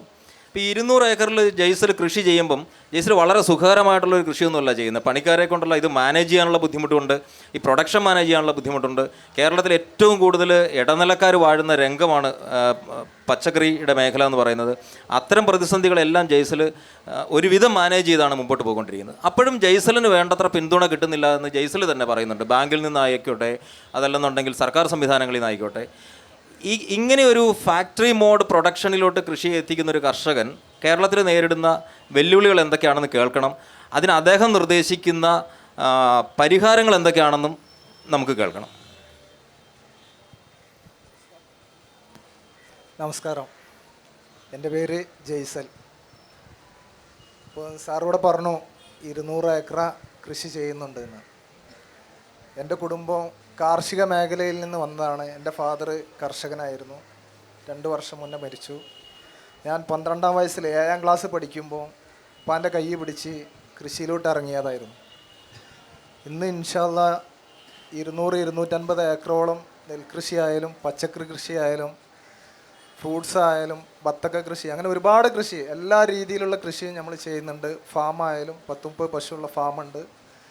ഈ രീതിയിലൊക്കെ നല്ല മികവ് നമുക്ക് ചെയ്യാൻ കഴിഞ്ഞിട്ടുണ്ട്. അത് നമ്മളെ എഫേർട്ടാണ്.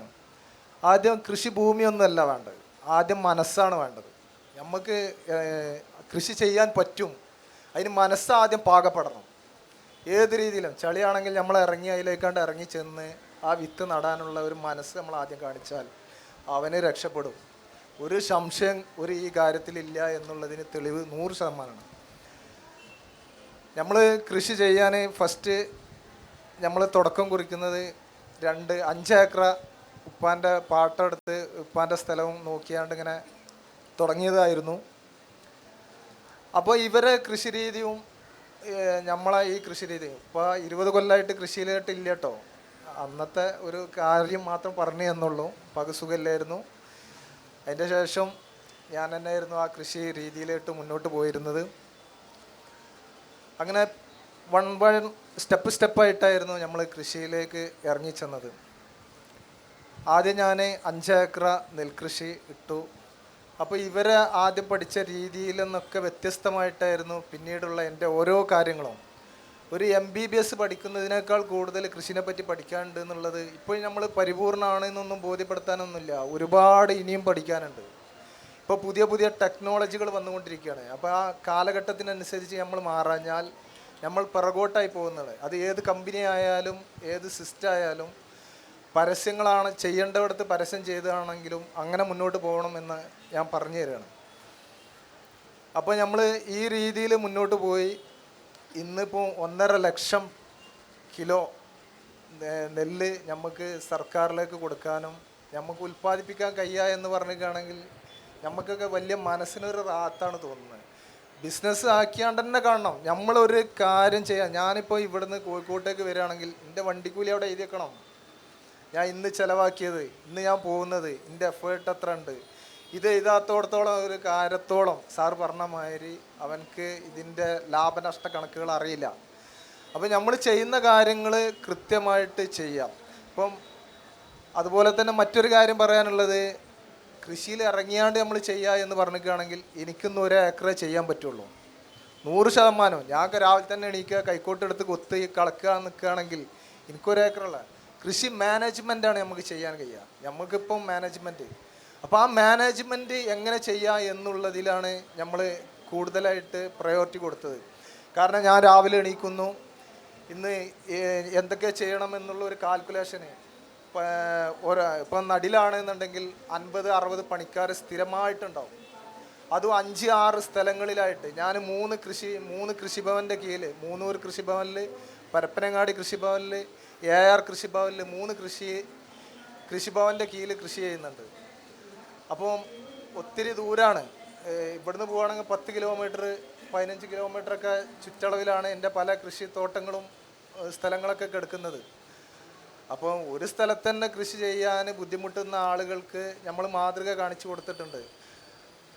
അപ്പോൾ നമ്മൾ പിന്നെ രാവിലെ എണീക്കുമ്പോൾ ഇത്ര പണിക്കാർ, അവരെ നമ്മൾ ഓരോ വിങ്ങാക്കി തിരിച്ചിട്ട് അതിലൊരു ലീഡർഷിപ്പായിട്ട് അവരെ ആ കാര്യങ്ങൾ രാവിലെ പറഞ്ഞ് ഇന്നമാതിരി ചെയ്യണം, ആ രീതി അവർക്കുള്ള വളം ഇതൊക്കെ കൂട്ടിക്കൊടുത്ത് അടുത്ത സ്ഥലത്തേക്ക് നമ്മൾ പോവുകയാണ്.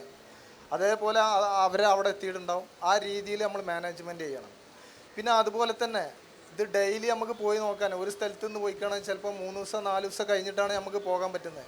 അതിന് നമ്മൾ ഇപ്പോൾ എന്താണ്, ഇപ്പോൾ വെള്ളം അടിക്കുകയാണെന്നുണ്ടെങ്കിൽ നമ്മൾ സോളാർ വഴി ടൈമർ വെച്ച് കാണാം. എൻ്റെ ഫോണിൽ ഇപ്പോൾ എൻ്റെ കൃഷിയുടെ സ്ഥലങ്ങളിൽ എനിക്ക് ഇവിടെ നിന്നാണ്ട് ഓഫ് ചെയ്യാം, ഓണാക്കാം. അപ്പോൾ ആ രീതിയിലുള്ള ഇതിൽ നമ്മൾ വരുന്നതാണ്. പണ്ട് കാലങ്ങളിൽ എൻ്റെ ഉപ്പാൻ്റെ കൂട്ടത്തിൽ വായൊക്കെ നനക്കാറാണെങ്കിൽ വെള്ളം അങ്ങനെ വരുമ്പോൾ അത് ഊത്ത് നനക്കുകയായിരുന്നു. ഇന്ന് നമ്മൾ ട്രിപ്പ് ഇറിഗേഷനാണ് ചെയ്തിട്ടുള്ളത്. അപ്പോൾ നമുക്ക് കൃത്യമായിട്ടുള്ള വളവും ഇതൊക്കെ അതിന് കിട്ടുമെന്ന് മനസ്സിലാക്കി. മറ്റേന്താ വെച്ചാൽ പകുതി എന്ത് ചെയ്യും, പുറത്തേക്ക് പോകുന്ന ഒരു അവസ്ഥ ഉണ്ടായിരുന്നു. അത് അവർക്കറിയില്ല. കൃത്യമായിട്ടുള്ള പരിചരണമാണ് ഇതിൻ്റെയൊക്കെ വിജയം എന്നുള്ളതാണ്. ഇപ്പോൾ നമ്മൾ ഇനിയും ഇപ്പോൾ പുതിയ ടെക്നോളജി എന്താ വെച്ചാൽ, നമ്മൾ കൃഷി ചെയ്യുന്ന സ്ഥലങ്ങളിൽ ഈ താപനിലയിൽ ഏതൊക്കെ അണുക്കളുണ്ട്, പിന്നെ രോഗങ്ങളുണ്ട്, ഏതൊക്കെ പ്രാണികളുണ്ട് എന്നുള്ള സെൻസസ് ഉപയോഗിച്ച് കണ്ടെത്തുന്ന ടെക്നോളജി വന്നുകൊണ്ടിരിക്കുന്നത്. അപ്പോൾ അതിനെക്കുറിച്ചാണ് നമ്മൾ അടുത്ത പഠനം നടത്തിക്കൊണ്ടിരിക്കുന്നത്. അപ്പോൾ അങ്ങനെ മാറുമ്പോഴാണ് നമുക്ക് പിന്നെ നമ്മളെ കൃഷിക്കാണെന്നുണ്ടെങ്കിലും നഷ്ടങ്ങൾ വരാത്ത ഏത് കീടങ്ങൾ അതിനെ ഉപയോഗപ്പെടുത്താം എന്നൊക്കെ നമുക്ക് മനസ്സിലാക്കാൻ പറ്റുള്ളൂ. പിന്നെ സാർ പറഞ്ഞ മാതിരി കർഷകനെന്നും പിന്നെ ചളിയായ മുണ്ടും ഒട്ടിയ കവിളും ഇതൊക്കെയാണ് കർഷകന് എന്ന് പറയുമ്പോൾ ആളുകളെ ഒരു ചിത്രത്തിലുണ്ടാകുന്ന ഒരു അവസ്ഥ. ഞാൻ എപ്പോൾ എവിടെ പോകണം വെള്ള തുണി എടുത്തിട്ടേ പോകുള്ളൂ. നല്ല രീതിയിൽ നമ്മൾ അത്ര ആ രീതിയിൽ വളർന്നു. എല്ലാവരുടെ രീതിയിലും 4 ലക്ഷം രൂപ സാലറി കിട്ടുന്ന രൂപത്തിൽ നമ്മൾ വളർന്നിട്ടുണ്ട്. എവിടെ എന്ത് കൃഷി ചെയ്താൽ കിട്ടുന്നുള്ളതിന് 100% ഉറപ്പാണ്. കൃത്യമായിട്ട് അതിനെ പരിഹരിച്ച് നല്ല രീതിയിൽ വളർത്തുകയാണ് എന്നുണ്ടെങ്കിൽ അതിന് നമ്മൾ ടെക്നോളജി എന്താ ഉപയോഗിക്കുന്നത്? അടുത്ത എൻ്റെ റമദാൻ വരെയാണ്. കഴിഞ്ഞ പ്രാവശ്യം 25 ഏക്കർ ബത്തക്കയാണ് നമ്മൾ ഉണ്ടാക്കിയിട്ടിരുന്നത്. തണ്ണിമത്തൻ എന്നൊക്കെ പറയും ഇവിടേക്ക്. നമ്മൾ പെട്ടെന്ന് ബത്തക്ക എന്നൊക്കെ പറയുമ്പോൾ മനസ്സിലായില്ല എന്നറിയാം. അപ്പോൾ അത് നോമ്പ് 1 റമദാനിന് നോമ്പ് 1 നമ്മളത് പറിക്കുമെന്നുള്ള കണക്ക് പ്രകാരമാണ് ആ വിത്ത് നമ്മളവിടെ നടുള്ളൂ. അപ്പോൾ എനിക്ക് നോമ്പിന് കൃത്യമായിട്ട് വില കിട്ടും. അത് നമ്മളെ പേരിൽ മാർക്കറ്റ് ചെയ്യണം. നമ്മൾ സ്വന്തമായിട്ട് മാർക്കറ്റ് ചെയ്യണം. മാർക്കറ്റിങ്ങിൻ്റെ പ്രോബ്ലം ഒരുപാടുണ്ട്. ഒരുപാട് സാർ പറഞ്ഞ മാതിരി കർഷകർ കണ്ടമാനം എല്ലാവരും കർഷകരാണ് എന്ന് പറഞ്ഞിട്ട് കൃത്യമായിട്ടുള്ളൊരു മാർക്കറ്റില്ല. അവർ തോന്നിയ മാതിരി ഉണ്ടാക്കും. ഇതിൻ്റെ ഇടനിലക്കാരും ഇതിൻ്റെ കച്ചവടക്കാരുമാണ് ലാഭം കൊയ്യുന്നത് എന്നുള്ളതാണ്. അപ്പോൾ നമ്മൾ ഈ 1-ാം തീയതി ബത്തക്ക ഇട്ട് കഴിഞ്ഞിട്ടാണെങ്കിൽ അടുത്ത നോമ്പ് 1 നമ്മളെ പറിച്ച് മാർക്കറ്റ് ചെയ്ത് 30 നോമ്പിന് നമ്മളെ ബത്തക്ക കൊടുക്കുന്ന രീതിയിൽ എത്ര നല്ല 25 ഏക്കർ നമ്മൾ ചെയ്യുന്നുണ്ട്. നല്ല വരുമാനമാണ്. അപ്പോൾ ഓരോ സമയങ്ങളിലും അങ്ങനത്തെ ഓരോ രീതികൾ നമ്മൾ മനസ്സിലാക്കിയാണ്ട് ചെയ്യണം. പിന്നെ മാർക്കറ്റാണ് ഏറ്റവും വലിയ വിഷയം. കർഷകനെ സംബന്ധിച്ച് മാർക്കറ്റാണ്. ഈ കർഷകരെ ചൂഷണം ചെയ്യുന്ന രീതി. അതിന് നമ്മളൊരു സൊസൈറ്റി രൂപീകരിച്ചിട്ടുണ്ട്. VAPCK അതിൻ്റെ പ്രസിഡൻ്റാണ്. അപ്പം മാർക്കറ്റിൽ വില കുറവാണ്. അപ്പോൾ എൻ്റെ അടുത്ത് ചിരങ്ങ കൂടുതലുണ്ട്. എല്ലാ ഐറ്റം പച്ചക്കറിയും നമ്മൾ ചെയ്യുന്നുണ്ട്. നിലവിലും പ്രസൻറ്റിലും ഇപ്പോൾ ഉണ്ട് താനും. അപ്പോൾ എനിക്കിന്നിപ്പോൾ ഒരു 50 ചാക്ക് ചിരങ്ങ പറിക്കണം എന്നുണ്ടെങ്കിൽ ഇന്ത്യതൊരു 50 ചാക്ക് സൊസൈറ്റിയിൽ ഒരു ഏകദേശം 100ഓളം 150ഓളം മെമ്പർ ഇപ്പോൾ ആയിട്ടുണ്ട്. അപ്പോൾ അവർക്കെല്ലാവർക്കും ഈ ചിരങ്ങ ഉണ്ടാവും. പല പച്ചക്കറികളും ഉണ്ടാവും. അപ്പോൾ ഇന്ന് ചിരങ്ങക്ക് 40 രൂപ ഉണ്ട് എന്നുണ്ടെങ്കിൽ നമ്മൾ എല്ലാവരും പാടെ ഈ ചിരങ്ങാണ്ട് പറിച്ച് മാർക്കറ്റിലേക്ക് എത്തിച്ച് കഴിഞ്ഞിരിക്കുകയാണെന്നുണ്ടെങ്കിൽ അത് പിറ്റേ ദിവസം ഉണ്ടാവും 20 രൂപ. അപ്പോൾ മാർക്കറ്റ് കുറയാണ് എന്നുണ്ടെങ്കിൽ നമ്മൾ കർഷകരോട് രാത്രി തന്നെ സെക്രട്ടറി ഉണ്ട്. സെക്രട്ടറി എല്ലാ ആളുകൾക്കും വിളിക്കും. ഇന്ന് 10 ചാക്ക് പറിക്കേണ്ടടുത്ത് പറയും നിങ്ങളൊരു 8 ചാക്ക് പറിക്കുമോ? ഇത് നിർത്താൻ പറ്റാവുന്ന ഒരു നിർത്താൻ പറ്റില്ലല്ലോ. അപ്പോൾ 8 ചാക്ക് പറിക്കൂ എന്ന് പറഞ്ഞുകൊണ്ട് എല്ലാവർക്കും നിർദ്ദേശം കൊടുക്കും. 40 ചാക്ക് ഞാൻ പറിക്കുന്ന ആളോട് പറയും ഒരു 30 ചാക്ക് പറിക്കും. അങ്ങനെ മാർക്കറ്റ് നമ്മൾ കൺട്രോൾ ചെയ്യും. മാർക്കറ്റ് നമ്മളെ ഇന്ന് മലപ്പുറം ജില്ലയിൽ മാർക്കറ്റ് നമ്മൾ കൺട്രോൾ ചെയ്യുന്നുണ്ട്. കാരണം നമ്മൾ അങ്ങോട്ട് കൊണ്ടുപോയി കൊടുക്കാതെ ഇങ്ങോട്ട് തേടി വരുന്ന സിസ്റ്റമാണ് ഉണ്ടാവേണ്ടത് എന്നുള്ളതാണ്. അതുപോലെ നിർദ്ദേശങ്ങൾ പറയുകയാണെന്നുണ്ടെങ്കിൽ നമ്മളിപ്പോൾ നെല്ല് ഉൽപ്പാദിപ്പിക്കുന്നുണ്ട്. നമ്മളെ നെല്ല് നമ്മളാരും കഴിക്കുന്നില്ല. എത്രയോ നല്ല ക്വാളിറ്റി വളങ്ങളും കാര്യങ്ങളും ഇവിടുത്തെ മരുന്നുകളും ഉപയോഗിച്ചിട്ട് മാത്രമാണ് ഏറ്റവും കൂടുതൽ പച്ചക്കറി വരുന്നത് തമിഴ്നാട്ടിൽ നിന്നാണെങ്കിലും കർണാടകയിൽ നിന്നാണ് ആശ്രയിച്ചാണ് നമ്മൾ കഴിയുന്നത്. നമ്മളെ അസുഖം എത്രയാണ് എന്നുള്ളതറോ ഇന്ന് ക്യാൻസർ പോലത്തെ ഒരുപാട് അസുഖങ്ങളാണ് ഏറ്റവും കൂടുതൽ നമ്മൾ നേരിടുന്ന ഒരു വലിയൊരു പ്രശ്നം. അത് എന്തുകൊണ്ടാണെന്ന് വെച്ചാൽ ഈ വരുന്ന പച്ചക്കറിയിൽ നിന്നും മാരകമായിട്ടുള്ള രോഗങ്ങളും കാര്യങ്ങളും അടിക്കുന്ന വിഷപദാർത്ഥങ്ങൾ കൊണ്ട് തന്നെയാണ്. അതുകൊണ്ട് ഇത് നമുക്ക് മാർക്കറ്റ് കിട്ടുന്നില്ല. കാരണം അത്രയും മരുന്നുകൾ അവരെ അടിച്ചുകൊണ്ട് ഇവിടെ വരുമ്പോൾ നമുക്ക് ഇതിന് കീടനാശിനികളെ നിയന്ത്രിക്കാൻ പറ്റാത്തത് കൊണ്ടും അങ്ങനെ ലോസുകൾ കർഷകർക്ക് ഒരുപാട് വരുന്നുണ്ട്. അപ്പോൾ ഇതിനൊരു സൊല്യൂഷൻ എന്നുള്ള നിലക്ക് നമ്മളിപ്പോൾ ഞാൻ പരപ്പനങ്ങാടി മുനിസിപ്പാലിറ്റിയിലാണ് എന്നുണ്ടെങ്കിൽ പരപ്പനങ്ങാടിയിലുള്ള കർഷകന് അവിടെ ഒരു മാർക്കറ്റ് സർക്കാർ സംവിധാനത്തിൽ കെട്ടി അവിടെ എത്ര കർഷകർ ഉണ്ട് എന്നുള്ളത് കൃത്യമായിട്ടുള്ള കണക്കുകളൊക്കെ എടുത്ത് എത്ര ക്വാണ്ടിറ്റി എൻ്റെ അടുത്തുണ്ടാവും എന്നുള്ളത് ഓരോ മാസങ്ങളും ടാൽ ചെയ്തുകൊണ്ട് എടുത്ത് അതിന് ശേഷം പിന്നെ നമ്മൾ സ്വരൂപിച്ച് പിന്നെ ഓരോ കർഷകർക്കും വ്യത്യസ്തമായിട്ടുള്ള കൃഷി രീതിയും പാടെ കൊടുക്കണം. ഇന്ന് ഞാൻ ചിരങ്ങയാണ് ചെയ്യണമെന്നുണ്ടെങ്കിൽ ശില്പ മാഡത്തിന് വേറെ വിത്ത് കൊടുക്കണം. ജയ്സൽ, എനിക്ക് തോന്നുന്നു അത് തന്നെയാണ് നമുക്ക് പ്രശാന്ത് സാറിനോട് ആ വിഷയം തന്നെ ചോദിക്കാനുള്ളത്. നമുക്കറിയാം നമ്മൾ കൃഷി ചെയ്യാൻ പ്രോത്സാഹിപ്പിക്കുമ്പോൾ തന്നെ മാർക്കറ്റിംഗ് ഒരു വലിയൊരു പ്രശ്നമായിട്ട് കേരളത്തിൽ കിടക്കുന്നുണ്ട്. അത് ഒരുപക്ഷെ മാർക്കറ്റ് ഇൻ്റലിജൻസ് പറഞ്ഞ പോലെ ജയ്സലിനെ പോലെയുള്ള മാർക്കറ്റ് ഇൻ്റലിജൻസ് കാണിക്കുന്ന കർഷകർ കുറവായതുകൊണ്ടാവാം ഒരുപക്ഷെ. പക്ഷേ എന്നിരുന്നാൽ പോലും ബഹുഭൂരിപക്ഷം കർഷകരും ഉൽപ്പാദനം യഥേഷ്ടം തുടരുകയും അവർ വിപണിയില്ലാതെ വിഷമിക്കുകയും ചെയ്യുന്നുണ്ട്. ഇക്കാര്യത്തിൽ നമുക്ക് എന്താണ് ചെയ്യാൻ പറ്റുന്നത്? നല്ല നല്ല ചോദ്യമാണ് ആക്ച്വലി. കാരണം ഇതാണ് അതിൻ്റെ മൂല പ്രശ്നം ഇതാണ്. നമ്മളിവിടെ പലപ്പോഴും കാണുന്നതെന്ന് പറഞ്ഞാൽ അങ്ങ് ഉൽപ്പാദിപ്പിക്കുകയാണ്. ഉൽപ്പാദിപ്പിച്ചതിന് ശേഷം അയ്യോ ആളെടുക്കാനില്ല എന്ന് പറയും. അതിൻ്റെ അർത്ഥം എന്താണെന്ന് വെച്ചാൽ മാർക്കറ്റ് അനുസരിച്ചല്ല കൃഷി ചെയ്തിരിക്കുന്നത്. അതായത് ബിസിനസ്സുകാരൻ അങ്ങനെയല്ല ചെയ്യുക. ബിസിനസ്സുകാരൻ ആദ്യം മാർക്കറ്റിൽ എന്ത് വേണമെന്ന് അന്വേഷിച്ചിട്ടല്ലേ പ്രോഡക്റ്റ് ഉണ്ടാക്കാൻ ഇറങ്ങുള്ളൂ. അപ്പം ബേസിക്കലി അവിടെ ഒരു ചെറിയ മിസ്മാച്ച് ഉണ്ട്.